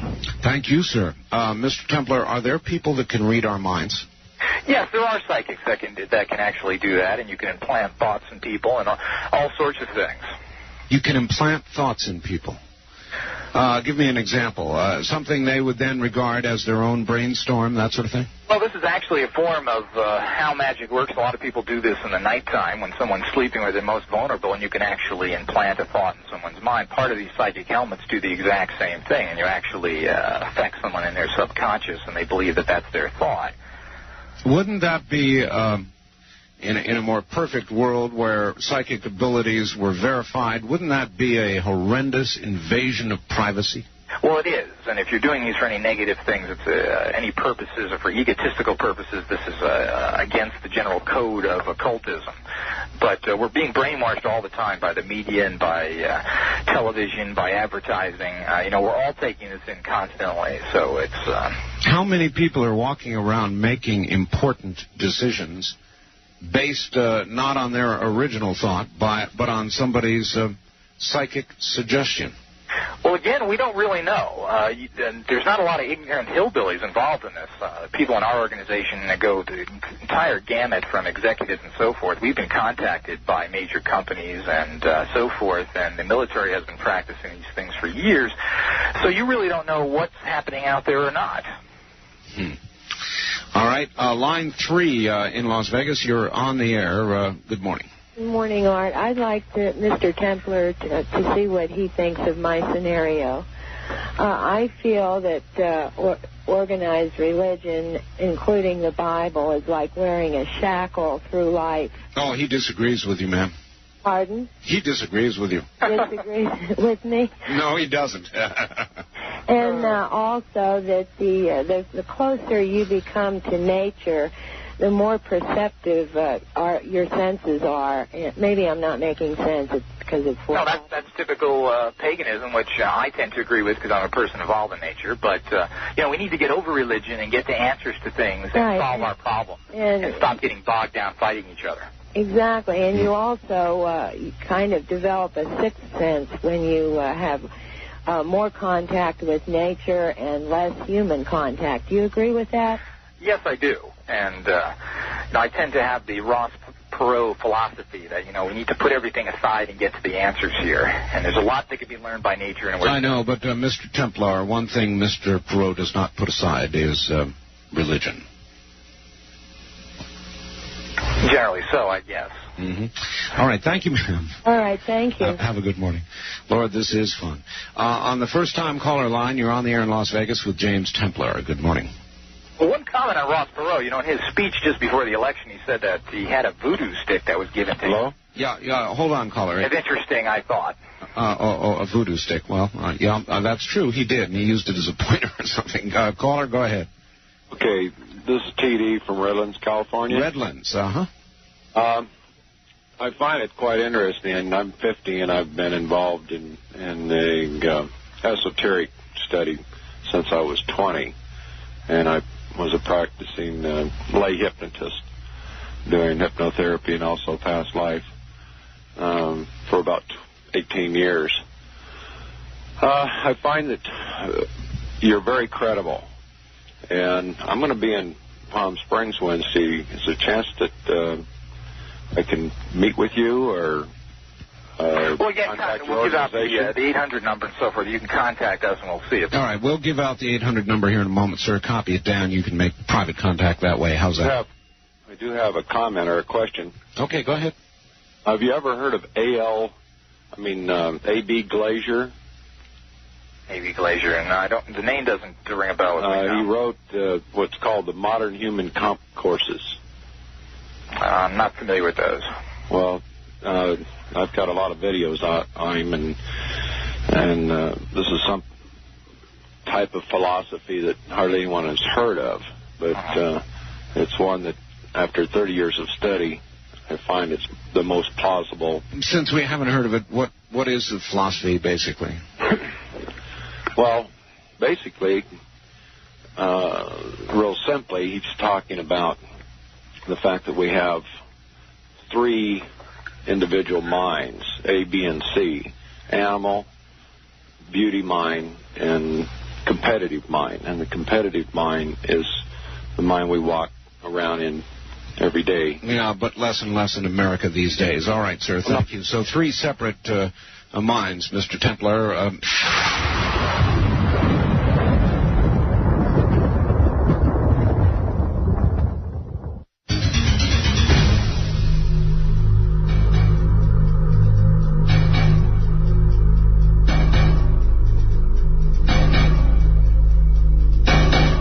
Line 1, you're on the air in Las Vegas with James Templar. Good morning. Yeah, good morning. Ever since 1988, we've had more sightings of UFOs in world history. And I just like to know, and I think this is a legitimate question to ask. Mm-hmm. Everyone looks at an alien with big eyes, and could this be the Antichrist? All right, thank you. I really don't know. We really don't know anything about these entities. No, but I will ask and follow up on what he said. He's right. In recent years, the number of sightings of UFOs and abductions and all the rest of it, all this has gone wild. Right. Or the media simply reports it more. But it does seem like it's kind of really gone up. Is that because we've got a sensationalist media looking for stories like this, or is it because these things are really increasing?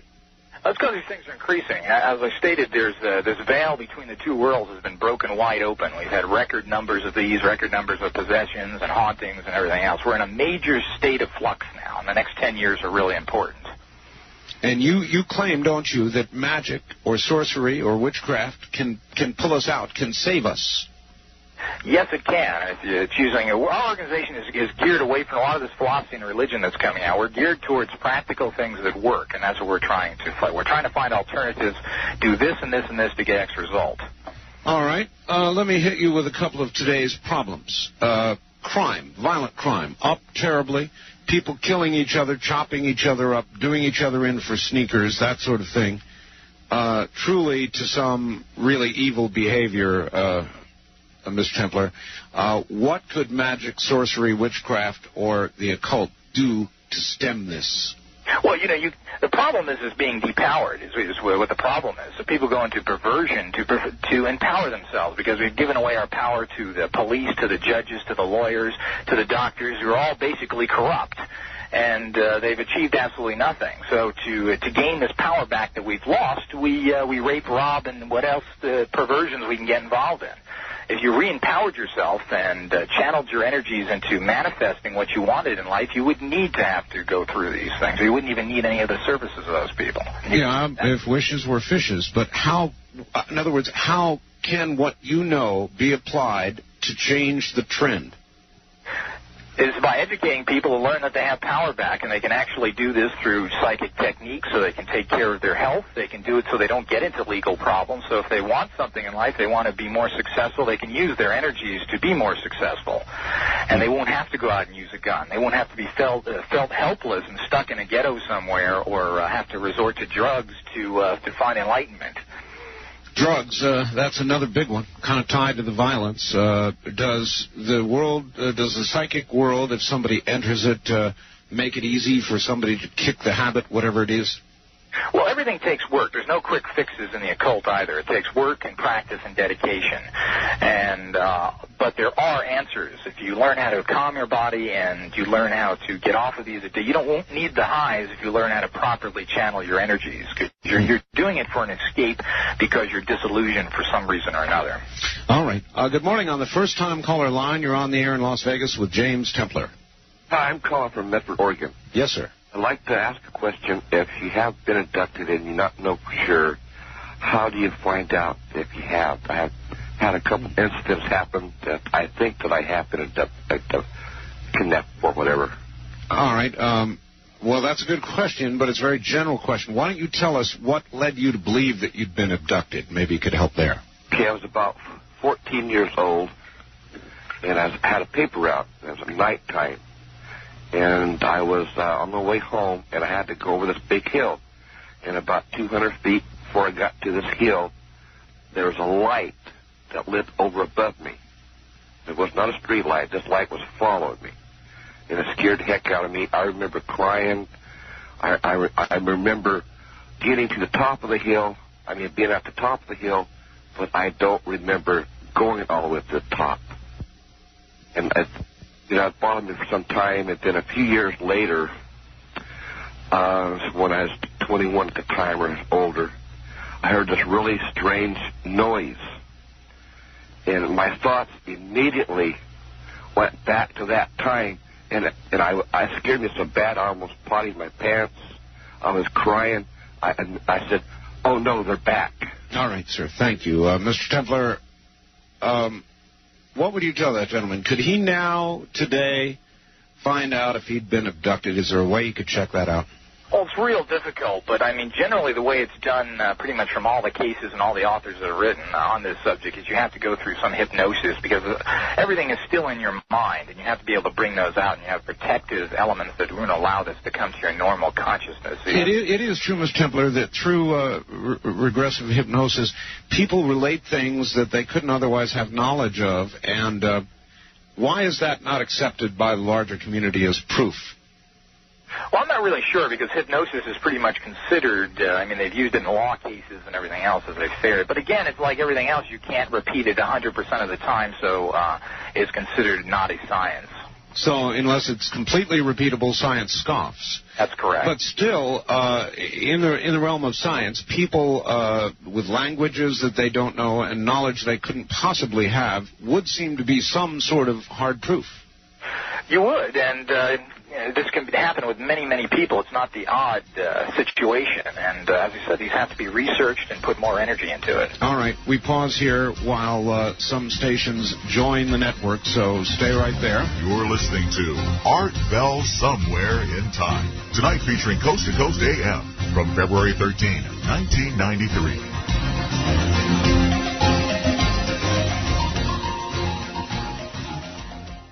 Morning, abductees and inductees and whatever reason has you here. Welcome and glad you're here. If you'd like to join us, pick up a telephone. We are that close. And, Mr. Templar, back to it we go. On the first-time caller line, you're on the air. Where are you calling from, please? From Reno, Nevada. Reno. Yes, sir. I wanted to ask Mr. Templar, does he believe in Satan and his demons?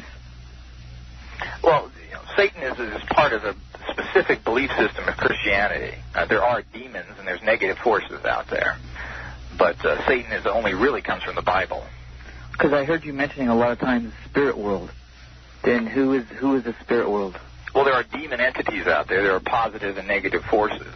So good and evil, God and Satan, that type of spirit world? Yes, it's like everything in life. There's generally a positive and negative of everything. He pretty well agrees on the entities, sir. The disagreement seems to come on the source. On the where the spirit world came from? Yeah. Okay, so if you don't believe in the biblical spirit world, what other spirit world could there be? Well, there's a whole spirit world. Christianity is only 2,000 years old. I mean, you're talking about religions that go back, 50,000 years, if you want to really go ancient. So these are nothing new about any of these philosophies. Okay, because I'm thinking about, like, the Israelites were commanded not to go after other gods, and if a prophet or a dreamer of dreams said, let's go after these other gods, that person would be stoned to death. And I kind of didn't know how to label yourself as to what you should be called. But well, how many healed and partially healed wounds are on your forehead, Mr. Templar? Well, the love God has a lot of disciples that are filled with hate.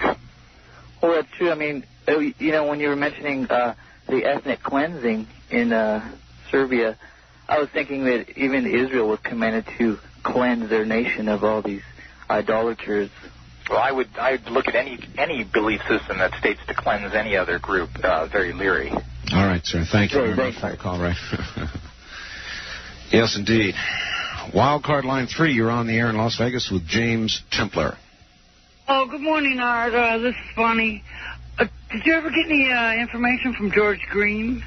Not as of yet. No, Bonnie, where are you calling from? Well, I'm calling from Clear Lake, California. No, not yet. But he's right in Carson City, I found out. Mm-hmm. And I'd really rather be hearing him. But did you see sightings tonight? No. Do you have a question for the guest? Well, yeah, it had to do with Ouija boards. All right, well, hit him then. Well, he's just claiming sort of everything. He's sort of like a charlatan. But tonight on sightings, they had these army guys and one girl who did this thing, and it came up with some incredible predictions that came true. They went AWOL from Germany. They were so astounded by it, and they weren't even court-martialed because the information was coming true. Did you get all that, Mr. Templar? Yeah, I did. I mean, you can use, it's like it's the difference between being a caveman and going after a proper divination system and somebody who's more of a scientist. There are just better ways of doing it. Some people, like anything else, have some natural abilities. They pulled in something interesting, and this is usually the exception rather than the rule. There are amateurs and there are pros, is another way to put that, man. I'd rather be talking about real UFOs like George Green does instead of this malarkey. All right. Well, I think that she should be cautioned for calling it malarkey, because whether it's George Green or John Lear or any of the other UFOologists, most of them will talk of connections, some of them more extensively than others, but many of the UFOologists feel there are connections to exactly the kind of thing you're talking about, Mr. Templar, because I've interviewed a lot of them. I know. Line 2, you're on the air in Las Vegas with James Templar. Good morning. Yeah. Hi, Art. This is Bill from Las Vegas. Hi. How you doing? I have a question for Mr. Templar. I wonder if he knows what year he's living in. Well, obviously that's a trick question. That's obviously I know what year we're living in. What is the point of that? All right, go ahead, caller. Just spring the trap. 1993, right? And it's 1993 years from what? What are you talking about? It's a Christian calendar? Is that what you're talking about? Well, it's your calendar also, isn't it? Well, it's a Roman calendar, so the idea is that. Of course, the days of the week are named after the Nordic gods. Oh, Did you know that? No, I didn't. I wouldn't think you would. Okay, but it is 1993 years after Christ, after the divine, correct? After some supposed mythology book states. Well, what does BC stand for then? I don't need a history lesson. What's the point of this? You obviously have your belief systems. If you're happy with them, keep them. I don't think you should shove it down everybody else's throat or murder people in Yugoslavia for it. Okay, the point is, if Christ, you say, isn't documented, which he is majorly by a bunch of different writers, not just one Roman writer. I mean, if you look into Pontius Pilate, you'll find a lot of documents on the crucifixion of Christ and also the resurrection. Just take a look in the Encyclopedia Britannica. I don't really go by any of those sources. Most scientists, or I should say researchers in that, are coming from a prejudiced point of view, and they really don't know what they're talking about. We don't have any Encyclopedia Britannica is a Christian. There really doesn't have any documentation. No books have really survived. We got bits and pieces of records. We're trying to interpret all sorts of things, and it's, the validity, as I said, every religion depends on a belief, just like paganism does. And if it works for you, fine. But to try and make it scientific, whether it's pagan or Christianity, is a fool's errand. Well, I think it's a lot more documented than what you're trying to make a lot of people believe in, and I think you're leading people right down to the path of hell, and unfortunately, you're doing a good job because you're deceiving a lot of people that happen to not have studied into it at all. All right, thank you very much, caller. Well, that was the kind of caller that your talk show host warned you about, Mr. Templar. You're leading all of us down to hell, the path to hell, and you must have at some of your quiet moments concerns that you might be doing that. Not really, not at all. I'm getting out information. We have people in our organization that are Christians, and they believe the way they do. We give people technology. We hope they're based in positive. We always state to do things positive and try and change the world for the better, whether it's you're a Christian or not. Just don't harm other people, and if you have a belief system, you shouldn't shove it down my throat. All right. First-time caller line. You're on the air in Las Vegas with James S. Templar. Well, Art, I heard a comment at the bottom of the hour you must have thought real interesting. Which one was that? That's the one about self-empowerment. Why would you think that? Well, because it seems to me that over the years as I've listened to you, I've never called because I've always thought it was too absurd. But I'll tell you what, that man had a message for you if you'd listen very carefully. And what was the message? The message was that since your parents were both military and so on. Oh, I know your voice. You've called all the time. You're not even a first-time caller. In fact, you're a big fake. Goodbye. Miss Templar, I've become very good with voices. Nothing psychic about it. I know his voice. He's a complete idiot. Line 3, you're on the air. Good morning. Hi, Mr. Templar. Yes. Yes, are you familiar with Claire Prophet?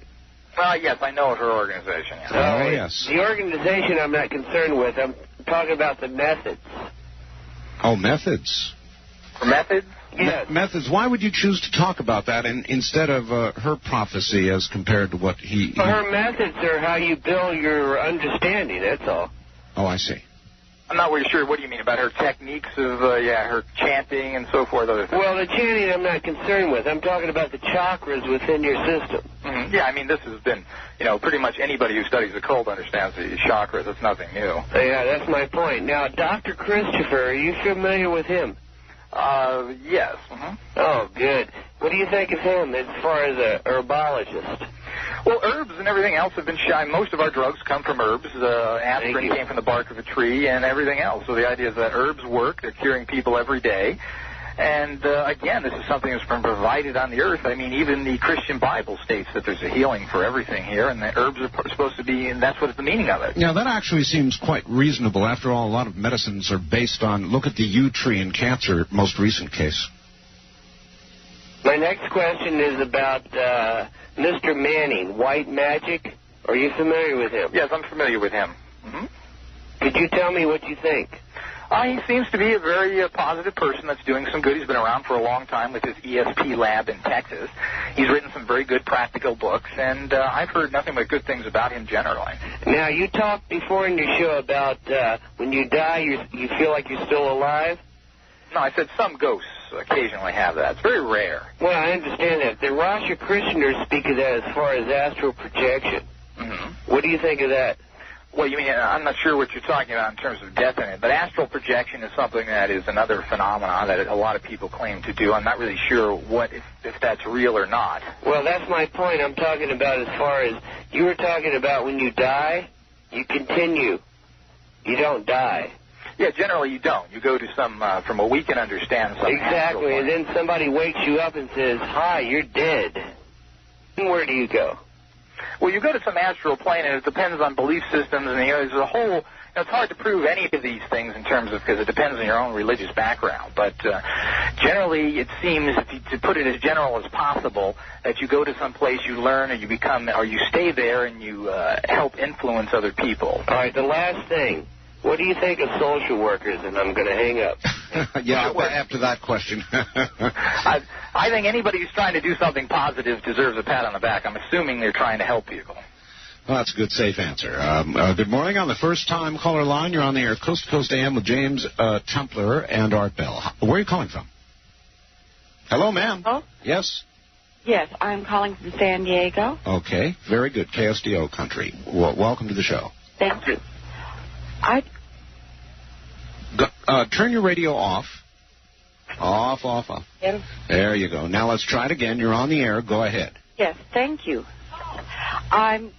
Excuse me, my husband is talking to me in the background. I'd like to ask Mr. Templar what he believes about reincarnation, if he believes spirits just hang around someplace in the air waiting to be called back, or waiting for us dumb live people sitting here to ask them for information and help in our lives. What happens when... Again, there's no black and white to these. Reincarnation seems to be a verifiable fact by people that have been regressed and so forth. There are whole towns of people that seem to know each other. There was an instance of that everyone in that town seemed to have been connected in a past life through hypnosis, and they found these things out. There seems to be a lot of that. You seem to go up to this plane, you learn something, and then you go back down onto this plane if you haven't learned enough to learn more. Answer your question, ma'am? I guess so. It seems so vague to me, Well, I guess without absolute knowledge, you have to be somewhat vague. But he apparently believes in reincarnation. Yeah. Mm-hmm. All right. Thank you very much. Thank you very much. It's always been one of my favorite topics, too. And I wonder, Mr. Templar, with people not having any conscious memory from alleged lifetime to lifetime in the process of reincarnation, how one is to improve or come closer to perfection, as it is said you're supposed to do, without conscious recollection of prior mistakes. How do you improve yourself? Well, again, you're taught generally you're supposed to, as the reincarnation theory goes, that you pick what you do and the person you want to be. So you're forced to learn the lesson that you didn't learn, or a new lesson you need to learn. So you've made the conscious decision beforehand that you will learn what you need to learn from when you reincarnate. All right. I must say you do have a very good constitution. Are you normally somebody who's up all night? Well, I tend to be a night person, so... All right. Well, I'm glad you admitted that. Wildcard line 3, you're on the air in Las Vegas with James Templar. I wanted to respond to a gentleman who was finding that when he would look at someone in the back of their head, he'd get a response from them. I had some training tapes from a private investigative college around here that was very standard, but there was one comment that they made, which was, when you're following someone, tailing someone, never look at them directly in the back of the head, because we don't know why, but it gets a response from them somehow. Oh, what a neat observation. And the other one, the African-American sounding lady who was having bad dreams in her apartment ever since she moved in there, I think she ought to check and see if someone was maybe killed in there or died in that particular apartment. And I'm done. All right. Thank you. Well, one thing at a time. First of all, his point that if you're following somebody, tailing them, never, ever look at the back of their head, that will somehow tip them off psychically. Anything to that, you think, Mr. Temple? Of course. And, this just is another point where this type of philosophy is used constantly throughout society. I mean, if you look at the occult references throughout all of society, you see that, they call people the Wizard of Wall Street. The word magic is used constantly. This is very much in everyone's consciousness. And these basic psychic things are proven and recognized by almost everyone. Does Michael Milken have great psychic power? He probably has a psychic energy around him that gives him success in business. Well, then why did he miss the part where he got caught?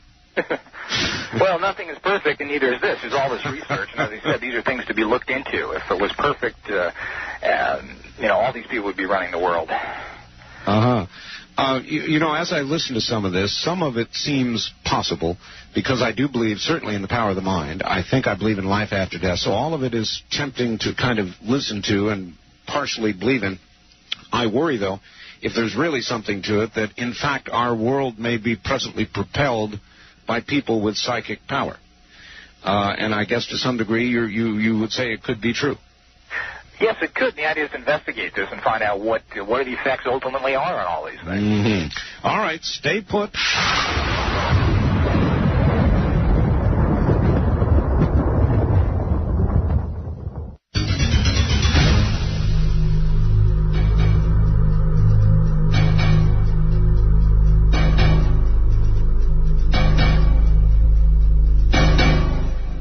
Line 1, you're on the air Coast to Coast AM with James Templar in Las Vegas. Good morning. Yes, good morning, Mr. Bell. Hi. I have a few problems with your guest. You are not alone. One of them is that he seems to mix superstition and psychic phenomena and UFOs and pop psychology and a number of other different fields which seem unrelated, and then he balls them into one big little ball there, and he manufactures his own religion. And I feel he's doing an injustice to Christianity when he says that Christians are responsible for the murdering in Yugoslavia. Obviously, if they're Christians, they're going to follow the teachings of Christ, and Christ has his own injunction to Christians on how to handle their enemies. And I don't have to tell you what that is. He told them to love their enemies and not to go out and slaughter them. So he doesn't make a differentiation between Christianity as a political movement and Christianity as a religious faith. And I feel that he's really not taking into consideration the proper evidence for the Christian faith. I think if he would, he'd probably come to a different conclusion, which leads me to my last question. No, that's very well said and deserves a bit of a response. I only want to... Well, hold on a moment, sir. I want the response. Are you indicting without thinking it all the way through, Mr. Templar? These things have been baited for years. A belief system in a religion, no matter what it is only really good to the individual. And if 2,000 years of Christianity had developed a group of people in an entire country that are massacring the other things, living the creed of that document, I think that document... That's the whole point. They're not living the creed of that document. Well, that's what that document has brought. I beg your pardon? That's what that document has trained those people to do. No, that's what their own selfish nature has taught them to do. Well, it obviously isn't strong enough. There's nothing, you won't find that as far as in the teachings of Christ are concerned. But what I wanted to ask you was this.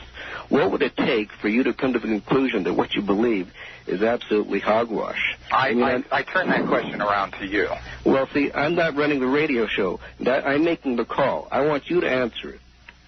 There's nothing. I know that I'm on the path of light, just like you believe you are. Well, that's the whole point. You see, an objective person has a threshold of evidence which he will consider before he'll draw the conclusion that he's absolutely right. You have no threshold of evidence. I believe in investigating everything, and you believe in investigating nothing. You have a dogma that read a book called Evidence That Demands a Verdict. World for 2,000 years. Read a book that's entitled Evidence That Demands a Verdict, and then you can tell me that my faith is... I don't need some biblical nonsense forced down my throat. If you're so at No, yourself, I'm not forcing it down to your throat.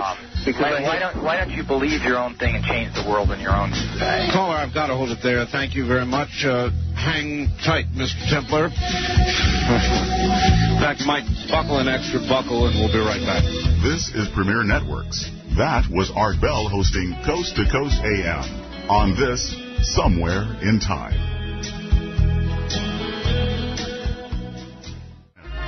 Welcome back, everybody. I am Art Bell. This is Coast to Coast AM. My guest from the International Guild of Occult Sciences. In fact, its president. That's the International Guild of Occult Sciences College and Research Society.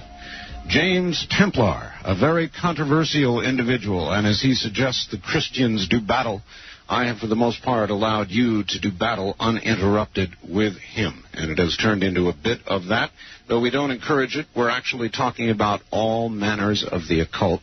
And that's what this is all about this morning. So we will continue that in a moment.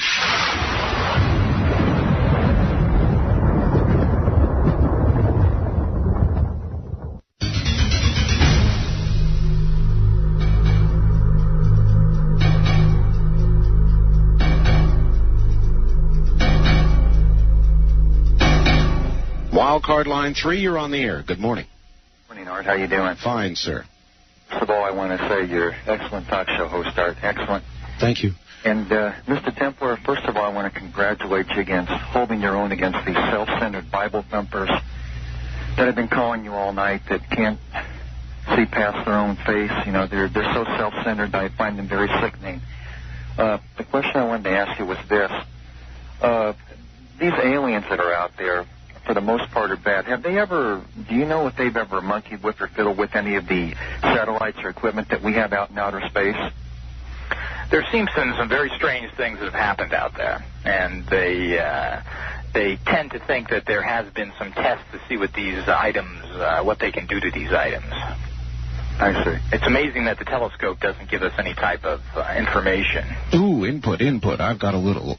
Do you remember a shuttle mission, Mr. Templar or caller, in which the astronauts reported seeing several angelic figures? I don't recall that, Art.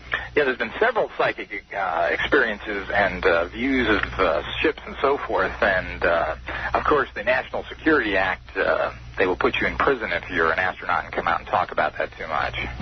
Yeah, that's what I've heard.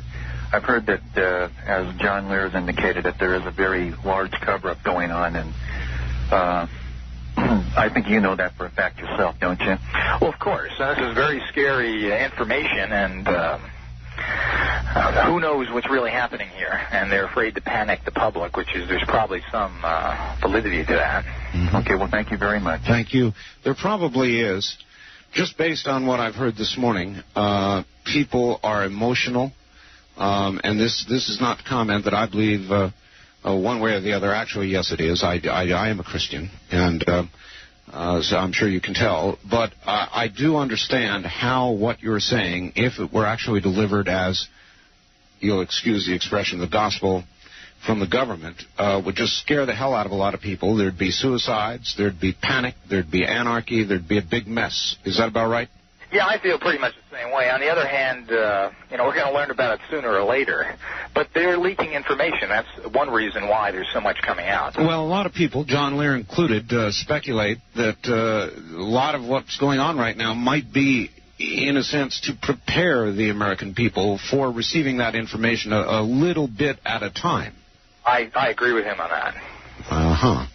Wildcard line 3, you're on the air, Coast to Coast AM with James Templar. Good morning. Yeah, I had a question. You know, we've had a lot of experience with occultists up here as well, with the dog mutilations. Where is up here, please? Where are you? We're in the Sierra Nevadas in the northern part of California. All right. And we've had all sorts of mutilations. Some people have been killed. There was an incident up there up around the Bay Area where a young man was killed by some cultists because he tried to get out of the cult. And we've had problems with murders. And as far as police know all sorts, I knew somebody that worked in the police department and said they have all sorts of documentation on attempted murders, and et cetera, because of these cultists. All right. What I want to know is how can you defend some of these people? All right, thank you. I don't think you do you, Mr.? I never, if we find out that any of these things are happening, we're the first ones to jump up and make sure these people are handled. Again, I don't hear any of this information, and very few of it has been ever documented that I know of. I don't say close your eyes to it. I say watch it. If these people are doing things against the law, they ought to be thrown in jail as quick as you possibly can. And most of these people are Satanists, which are not occultists. Well, nevertheless, is it possible, in your estimation, for these people, through sacrifice of animals or even human beings and all the awful stuff that you hear about them doing, can they get power from that, Mr. Templar? Generally not. This is another myth of occultism. The powers that are released from something dying are so strong that it would take masters to tap into it, and none of these people are anything more than basically perverted cretins. Perverted cretins. Well, there is power there, though, you admit, though you don't think they begin to know how to tap it. There's power there, but, there's power in all sorts of negative practices which are not going to really do you any good, and you're going to pay more prices for that ultimately. All right. On the first-time caller line, you're on the air in Las Vegas with James Templar. Where are you calling from, please? I'm calling from Palm Springs. Right, from Palm Springs to Las Vegas and back to Palm Springs. Right? Yes. I don't know Mr. Templar, probably in different circles. I am a born-again Christian, and I was delivered out of occult-type thinking, Eastern religions, and I was around some people that were into witchcraft. And I always felt a terrible, depression, so forth, for myself and others. And after I became a born-again Christian, I just saw that they did not want to be around me. Of course, I realized I wasn't supposed to be around them either, but even before that, and I found that they really dislike Jesus and then anyone that's a Christian. And I'd like to ask Mr. Templar why that is that people in the occult hate Jesus, actually, and people that are true followers, not just people that say they're a Christian, but that truly follow Jesus. All right. Thank you, caller. And I've got a follow-up question if you want to make a comment. Yeah, there's a lot of bad occult groups, and I'll be the first one to say it. And I don't give a blanket stamp to anything. You have to get involved in things to a certain degree, see if the people are doing. If you found a way for you that works and you were involved in other negative people, then more power to you. I just say don't persecute other people for what they believe, and stay on a positive path. And if that's through Christianity, great, more power to you. I just don't, these people want to force it down other one's throat, and they want to persecute people. And that's all right. I'm going to lead you into a bit of a trap, Mr. Templar, but come on along. Well, it's worthy of going to spark a good conversation. Mr. Templar, would you say that it is true that a lot of Christians, a lot of people who believe in God and religion and, as you called them, Bible thumpers, are basically weak people with weak personalities? They're using it as a crutch. They're falling into it as they might fall into many other things, drugs or whatever. In other words, they're joiners, they're followers, they're people who grasp at something to believe and then are contented with that belief. Would that describe a lot of Christians, do you think? I think that describes the general populace. Anything that takes work, people don't want to do. If it takes some investigation, it's real easy to be a Christian. All right, well, now let me tell you where I'm going with it. Wouldn't you say that exact same sort of person would as easily fall into the kind of thing that you're doing? Yes, because they look for alternatives and they get BS, to put it bluntly, by bad groups, and there's plenty of them out there, and we've heard a lot of the scandals lately with them. And even your own organization, Mr. Templar, you must, as you deal with personalities and people, realize that some of them, or even many of them, are in that category? Of course, I think that's part of the human condition. We don't present answers. We try and give people avenues to investigate and practical tools to do something within their own framework without the least amount of dogma as possible. Well, that's a good, honest answer, and I appreciate it. Thank you. Line 1, you're on the air in Las Vegas with James Templar. Good morning. Art. Hi. Mr. Templar, are you familiar with any of Edgar Casey's phenomenon? Yes, I am. How do you rate him? Well, I think it's very interesting, and a lot of his healing techniques, which seem very strange, have worked. And he's channeled in some, it seems like he channeled in some very good information that's helped a lot of people. What about his predictions? Again, he's tend to be very true in what he said, and I know he was a Christian and so forth. So, of course, it's yet to be proven, but his healing techniques have been very effective and helped a lot of people. Thank you very much. Thank you very much for the call, and good morning. On the first-time caller line, you're on the air in Las Vegas with James Templar. Hi. Hi, I'm calling from Reno. Reno, yes, ma'am.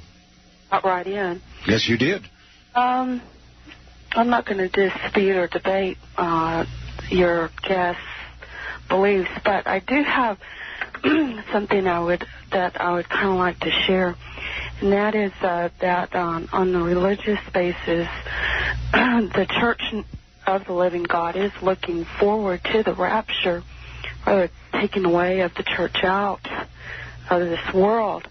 And over the years, I've known about this since around 1980 or even longer, because I've heard it preached throughout my life.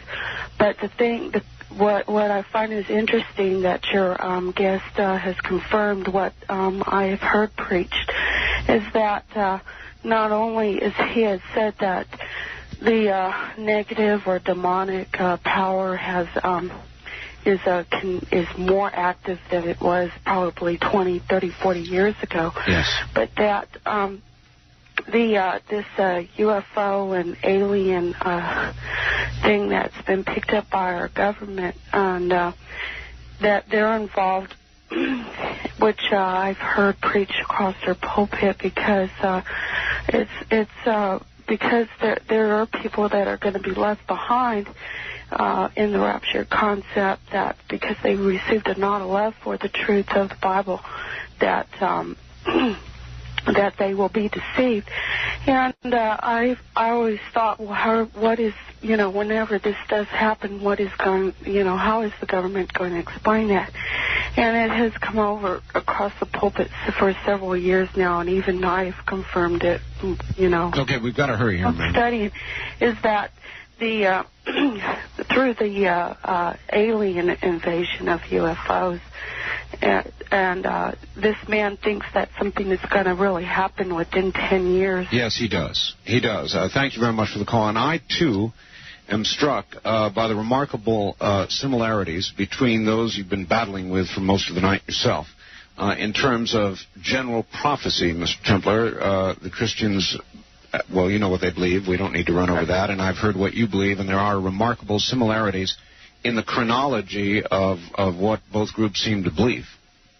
Well, again, this is philosophy, and I don't want to be a doomsday. I said something's going to happen, but it doesn't mean we're going to be destroyed. Well, perhaps not, but... So there's ways of fighting, there's ways of doing things, and I always believe in a warrior's philosophy myself, and the idea is to make sure that if we're going to go, we go with a sword in our hand. But the reason why there's similarities is, as I stated at the beginning of the program, it's pretty documented that all of the Christian sources are mimics of all the pagan sources that go back thousands and thousands of years before them. So there's a similarity there. Well, there are enough similarities that perhaps somebody sitting out on the edge, not necessarily a fully religious person or a person believing in what you believe in, might actually become alarmed that the two groups seem to agree so much on something big coming soon. Now, how about that? Line 1, you're on the air with James Templar in Las Vegas. Hi. Yes, I got one question for you, Mr. Templar. Can you hear me? Yes. Earlier, a man was talking to you about the Bosnian disaster and the Christians, and he made a differentiation between what true Christians believe and what these people are doing. You did not make that distinction. On the other hand, when people confront you about occultists, you say... No, I have the nerve to admit that there's bad occultists. Unfortunately, you don't seem to have the nerve to admit there's bad but that Christians. seems like hypocrisy. You know, society is rotting, or people are dying of disease, the law system is screwed up, the police are on a rampage, and you're worrying about silliness when the society has to be changed here and do something. I'm not. This is a philosophy that only has any value to people that believe in it, and that goes with any religion. I'm asking you a question. How can you chastise somebody when they're telling you that, hey, these people aren't following that? Well, why don't you Christians rise up and go over to there and stop those people from killing? There's enough for you Christians. I don't see you doing anything. Where are the funds? Where's Jimmy Swaggart raising for Yugoslavia? Stop the Christians from killing. Okay, Swaggart's not following me neither, but I'm trying to ask you... Where are the ministers out there talking about that? I hear them silent. Okay, let me ask you... I condemn when there's bad occult. How do you make a differentiation then in the occult when you have bad things there? If you're going to do it for the occultists, you have to do it for the Christians as well, and you're not doing that. It makes you a hypocrite. All right. Sounds like that's about it. Mr. Templar, hypocrisy? Well, there's hypocrisy in everybody and everything. I said religions are problematic whether they're pagan or Christian. And well, I'll give you this. You do admit fault, and that's humility, I guess, and that's good. Good morning. On the first-time caller line, you're on the air with James Templar in Las Vegas. Yeah, my name is Mark. I'm from Seattle. Hi, Mark. And getting back, there was a little while back, there was a gal talking about her dreams. And it's understood that, you know, it's always nice to be able to write down your dreams so you can go back and find out if there's some kind of a pattern. My question to the person there is what does he think of the realm between, you know, present being, you know, people being alive, and spiritual? Is there a connection between a physical being in the spiritual world? And I'm not sure I get that. Do you? I don't quite understand that either.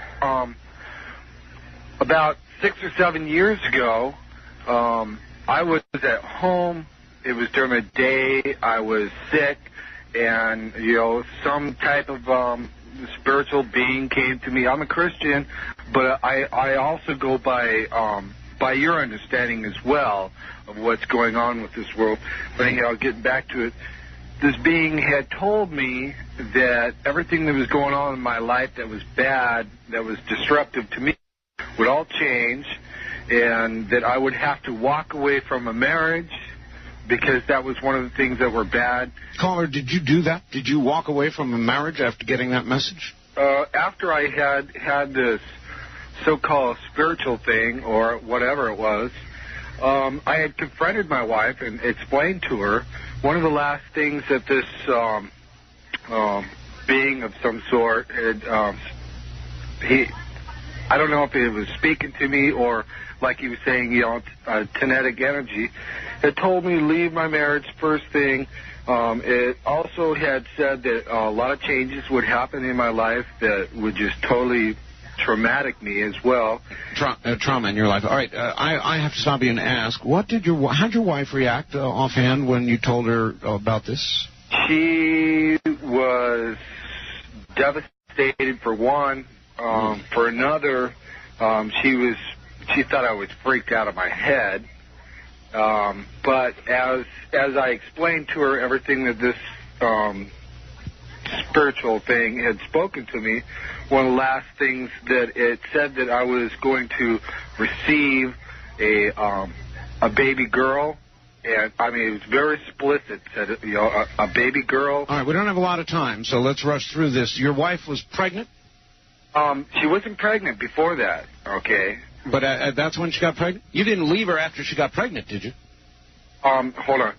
After this spiritual being had spoken to me, it said that a promise would be that I would get a child, a redhead, and shortly after I had told her, we had found out that she was pregnant. We stayed together. The baby was born, and about 6 months later, we just separated, just as the being had said. And the thing was that, you know, I had told a lot of people about this dream, and everybody thought I was crazy. But the thing was, when the baby was born, it was a little girl and it was a redhead. All right. Thank you very much for that chilling call. Do you think he fulfilled his own prophecy, Mr. Templar, or do you think that indeed, as he described, there was a being or an entity involved in this? Well, in general, I wouldn't listen to voices no matter what you think they're good or bad. You have to take the information and analyze it and find out. To follow anything that speaks to you is a path that's going to get you in great trouble. He probably was picking up his own psychic feelings there. There could be some possible entity. We all have these, the Christians call them guardian angels. We have spirits around us he could be tapping into. But it's very dangerous to listen to voices, especially when you're untrained and unknowledgeable. Well, it's particularly dangerous in the real world to talk about hearing those voices. And when people see you acting on the voices that you say you hear, frequently you end up, in a very padded place. This is true, too. Yes, it is. Stay right there, please. We'll be right back. Well, good morning. If you're just joining us, you've missed a lot. James Templar is my guest. He's president of the International Guild of Occult Sciences. They study things like that at this society. And, Mr. Templar, if you're there, we'll continue to move. Yes, I'm here. All right. First-time caller line. You're on the air with Mr. Templar and Art Bell in Las Vegas. Good morning. Hello, Mr. Bell? Yes. I'm calling from Seattle. Seattle, yes, sir. And this is my first time calling a talk show, but I wanted to ask Mr. Templar about some things that have happened in my life. Since this happened about in 9th grade, which is probably about 8 years ago now. But I met this person, and when I met this person, I dreamt about meeting this person. And you mentioned drugs about an hour and a half ago, 2 hours ago, and about spiritualism. Hello? Yes. What was that about? What in spiritualism? Drugs. You mentioned drugs. Yes, briefly. Well, I experimented with LSD or acid, and this was in 10th grade. And when I experimented with this drug, this person was with me, this particular person, this is my friend. And when I saw it, at that time I thought it was a hallucination since I had taken drugs, LSD. This person when I was talking to the person, I'd never experienced anything like this. This image came at me, and I described the image as these red eyes and this face and this hair. I saw this image coming from his face. And as I talk about it right now, I'm shaky kind of. But I thought it was just because of the drugs. But the thing, 2 years later, he called me up, and we were talking, and he told me that he had a girlfriend, and his girlfriend came into the room where he was, and he said that her schizophrenia, excuse my language, I'm Asian, I have a hard time speaking sometimes, I stutter. But she said that... Schizophrenic. Yeah, schizophrenic, whatever.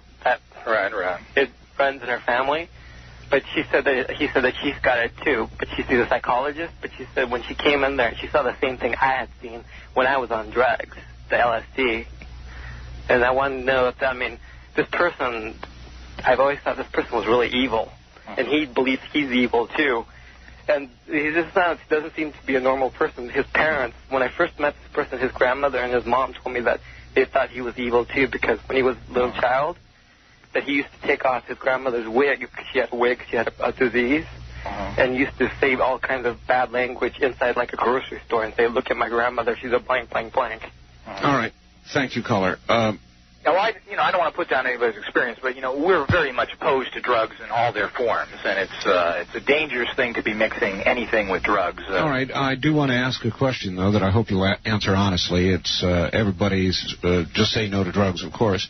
But to follow up on what he started with LSD and other hallucinogenics, would you regard these as simple chemical hallucinogenics, or does a strong hallucinogenic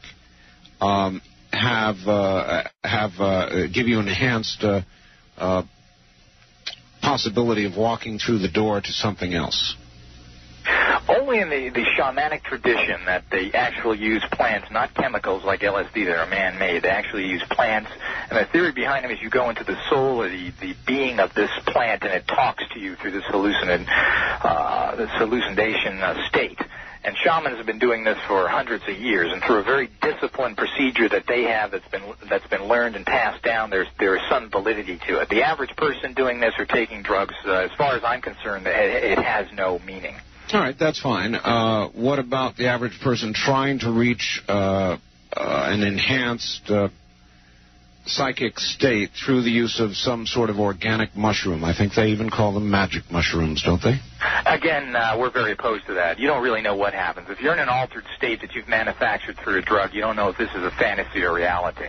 That's true, and I suppose that would be way too far to interest you in the sense that there would be that confusion and less possibility of scientific verification. There can be no verification, but there are some old traditions that, but you can't follow this as a person here. You'd have to live in a tribal situation and go through that. Very few people can use any type of drug with any discipline. Very good. Line 2, you're on the air with James Templar in Las Vegas. Good morning. Yes, good morning, Art. Hello. Yes, Art. Yes, do you have a question, sir? Yeah. I was just really surprised when I turned on the radio and heard you had an occultist on the radio today. Well, here he is. I just have a few questions. Being that you are a Christian, Art, and that so many of your listeners appear to be Christians, I think it would be interesting to give equal time to someone who would present a Christian point of view on things. I think I have no problem with that, and most all the guests that I've had on, sir, have been Christian or very religious people, so if anything, this is the unusual, not the usual. Yeah. Do you have a question? Well, no, I just had a recommendation. I think that the Christian Research Institute would be happy to send someone that would be a guest on your show. If you had, like, the president of the Christian Research Institute, I think your listeners would benefit a lot more than a cultist or a sorcerer or whatever. I understand the point of view, and I thank you for the call. And indeed, it might be fun, that is to say, if that's our twisted idea of fun, and it is mine sometimes, Mr. Templar, to have somebody on who would take you on directly, as this gentleman suggests. Would you be interested in that sometime? Time, any place. All right. Line 3, you're on the air in Las Vegas with James Templar and Art Bell. Good morning. Thank you, Art. I'm concerned about the fact that we're losing our planet. We seem to be self-destructing. There's more crime and corruption now than ever. I don't mean to be a negative, but I believe that is true. Art, your guest said that several times he said there are ways of fighting. Yes. But he never once said what those ways are. Well, he did. I pinned him up on that one a little bit, and he resorted to saying, well, it's education, presumably education in the occult sciences or occult beliefs. Well, now, if we call the 800 number, can we get some guidance or information about how... Yes, I really think that there needs to be a concerted effort put forth so that 10 years from now we don't blow up or whatever. Well, we're all geared to practical. That's exactly what we teach people, and that's why we are a, quote, college, and we teach people, we have courses, et cetera, of how to do things to change your life for the better, and that's what we're trying to do. Are they correspondence courses or what? Yes, everything we have is geared up to correspondence courses because we are an international group and we service people everywhere on the planet. Well, I hope a lot of the listeners tonight on your program, Art, are concerned about this and get together and learn what these ways of fighting this are and do, try to save our world. Well, that's what I'm saying, and no matter what perspective you're coming from, get out there and do something. Well, we all are concerned about changing the course of things. Yes. That's the main reason for my call. Yeah, but all people have is talk and philosophy, and they don't have practical tools, and they don't get out and do something. All right. So get out and do it. I don't care if you're a Christian or whatever you are. Get out and do something and change it. Just do it. All right. You know what the problem is, though? There's too doggone much apathy. Thank you, ma'am. There is a lot of apathy, isn't there? Let somebody else do it. Yeah, that's really true. I wonder if it's a pressure of population or something that we feel lost and too small to accomplish anything. Well, I'm trying to tell people that you're not, and there are ways of doing it. All right. That opens one line in Las Vegas, in the metropolitan area, 383-8255. Wildcard line 3, you're on the air with James Templar in Las Vegas. Good morning. Yes, I'm calling from Seattle. Yes, sir. Good morning. I'm not able to hear you on the radio right now because KVI isn't carrying this part. Right. Be able to hear him over the phone? Yes, he's listening to you right now. KVI went to their morning show, I suppose, at 5 a.m. Anyway, you're on the air with Mr. Templar. Well, it's about reincarnation. I wanted to know a couple of things. One, if he believes that if we come back, can we come back as other beings other than human, like animals or something? And also, supposing something were to happen to the Earth and all life was to cease to exist, where would all the spirits go since they couldn't come back? Ooh, both of those are good questions. Mr. Templar? Well, I understand Jimmy Swaggart's way is stated to come back as a snail, so, but generally there is some, again, there's no great proof of all this. From what we can tell, most people reincarnate once they reach a human form as humans. Obviously in India, they believe that you can actually reincarnate as anything, and that's one particular view. But of course, since we don't have any way of communicating with animals to any great extent, there has been no proof whatsoever that you can come back other than a human. Yeah. What do you believe? I tend to think you reincarnate as a human because that's the best way you can learn, and that's what reincarnation is all about. Okay, now what do you believe happens if, say, doomsday arrived and the Earth, what happens to all the spirits on Earth? They can't reincarnate into forms back on this planet. Ooh, good question. Well, you don't have to reincarnate. As a matter of fact, what you're trying to do in your reincarnation process is to never reincarnate again because you've learned. And the people that are the masters that have achieved certain levels stay in the astral plane, and they serve as guides and teachers. Right, but so you're saying that you wouldn't necessarily have to come back. You could achieve the final perfection in the astral plane somehow or another? Or, his question is a good one. What happens to all of those souls that have not achieved level that lets them go on instead of coming back again? Well, if you can either be destroyed, and if you have a real negative and you don't learn, there is a dump heap that supposedly where people are destroyed that have no use. Other ones can stay in a learning in the astral plane, and eventually, whatever happens, we don't know if there's parallel worlds they can go to, but even if this world is destroyed at some period of time, you got to remember you're thinking like a human. A day in a 100 or 1,000 years in the spirit realm means nothing to them. There's no time and space frame. But a dumping ground for souls? Well, of course. There is a destructive part where people that have committed atrocities that do not learn eventually never reincarnate or never learn from it. And also, I was wondering, too, when we come back on Earth, do we have a choice as to where we go, or are we assigned? The theory is you pick exactly what you reincarnate as. And most people that have been recessed and so forth state that they pick that for that particular lesson they need to learn. Right. And also, I was wondering, could Art Bell in a previous life have been a dinosaur? Tyrannosaurus Rex, sir. Bear it in mind when you call it. All right, I've got to go. Thank you very much for the calls from Dinosaur. See, I do this every night. Every night. Bear that in mind. Line 2, you're on the air, Coast to Coast AM with James Templar and Art Bell. Hi. Hello. Hello. Hi. I've only been listening since 5 o'clock, so I feel like I missed a lot of good stuff, and I'm sorry. You did? I did. I probably missed what I wanted to know, but since 5 o'clock, I noticed that, and I wondered if you noticed this, whenever it comes to anything spiritual, Christians seem to get all undone and afraid, and and they question it and they don't understand it. And my idea of Christ was that he was trying to constantly teach us and impress upon us how spiritual we are. Do you get that? Well, ma'am, look, let me jump in here. Anytime you challenge anybody's belief system, their faith, what they believe to be faith and true, you're going to engender the kind of comments that we've had this morning. People are going to be upset, angry, not at all tolerant, and think you are the heel of the world. But I hear him saying and that we are that this is about spiritual stuff, and then we're supposed to be spiritual, And I mean, as far as I'm concerned, that's the best part of it. That's our true being, is our spiritual side, our worldly side. That's why there's so much concern about it. I get all this resistance from people. Yes, of course. About the spiritual stuff. That's because we're questioning some part of their belief system, or he is of theirs, one way or the other. They're challenging each other, and they're at odds. So. I'm sorry I missed. I feel like. Well, I'm sorry you did too. You can get a copy of this show, and I'll tell you how in a moment. Thank you very much for the call. It's area code if you want a copy of the show.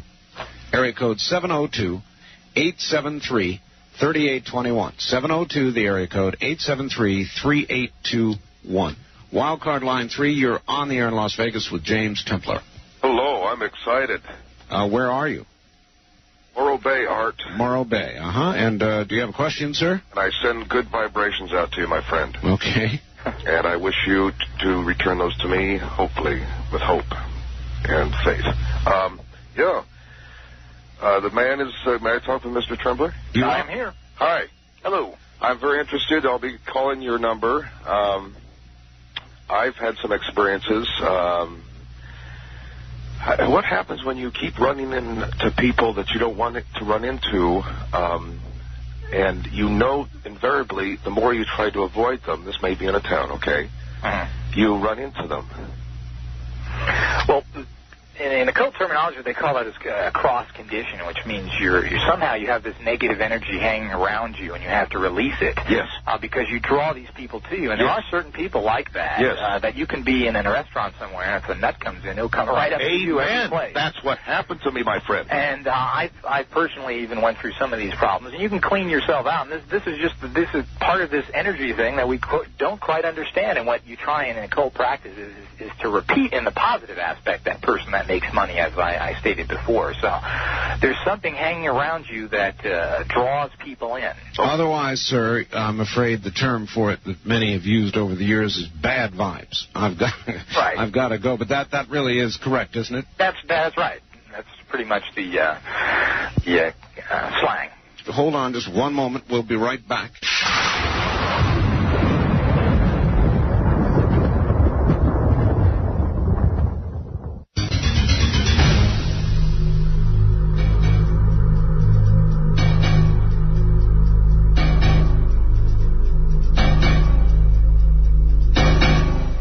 First-time caller line. You're on the air in Las Vegas with James Templar. Can I give a rebuttal? I had called, the first time ever. I listened to you for years. Yes, sir. Okay, if you get it in quickly, because we're almost out of time here. Okay, well, I always hear Christians referred to about the religious bigots and the Jimmy Swaggart type, but I just want to say there's thousands that go out and feed hungry people and help people get off drugs. That's a well-made point. And what do the occultists do for people like that? What kind of good works do they do? Yeah, let me get it. I mean, the other caller said the same thing that I didn't recognize. I believe there are good Christians that are doing good work. Oh, good. I don't condemn all of them. There's good and bad in everything. Just don't shove it down my throat, and I support their freedom to operate as much as possible. All right. Well, that's not quite peace pipe, but it's close anyway. Line 3, you're on the air. Good morning. Yes, good morning, Art. I wanted to ask your guest, does he feel that the Bible personally has been edited down as far as attaining the greatest control measures in this document? Only 120 times since 1900. Wow. So God knows how many before that. My roommate personally believes there's been so much forgery in it also. And that's about it, Art. I wanted to ask his opinion on that. All right. Well, you did. Thank you very much for the call. Line 1, you're on the air in Las Vegas with James Templar. Serbians of Yugoslavia are atheistic communists. They are not Christians. Oh, my. Oh, God. Thank you. Out of state from Jackie Golf Plaza Hotel, you're on the air with James Templar and Art Bell. Hi. Hello? Am I on now? Yes, you are. Is this Art? Yes, it is. Okay, I can barely get you on my radio. I'm in Northern California, Greenview, California. Okay, well, you're on with James Templar as well, and very little time. What's going on? To you 4 years ago when my little dog was poisoned. Oh, yes, I recall. Okay, I've been through a lot since then, but something really fantastic happened. You suggested on many of your callers following that I get another one. I was afraid to because I was afraid the same thing would happen. Right. 2 weeks later, I had a dream about her breed and a puppy, and I'd never seen a puppy of her breed before. Yes. And through long-distance phone calls to the Association for her breed, I located one, got one, and the strangest thing, she does really unusual things that the other one that was poisoned did. Yeah, but at the very least, the same thing has not happened, has it, ma'am? Beg your pardon? The same thing has not happened, has it? Well, she was poisoned, but... No, your new dog. Yes, but I got her to a different vet who wasn't related to the people that were behind it, and he saved her. But she did something so fantastic. Oh, well, she's still alive then. Yes, the second one is still alive. All right, I'm sorry. We're flat out of time. Mr. Templar, it's been a pleasure having you on, even though we disagree greatly about many things. It's nevertheless been informative and riveting. And your 800 number, if they want to know more about your organization, is 1-800-395-4467, right? Yes, it is. And thanks for having me on, and I welcome coming on again. We'll do it again sometime, Mr. Templar. It's been something else. Have a good morning. You take care, Art. Right. He's a real trooper for sticking it out with us this way. Thank you.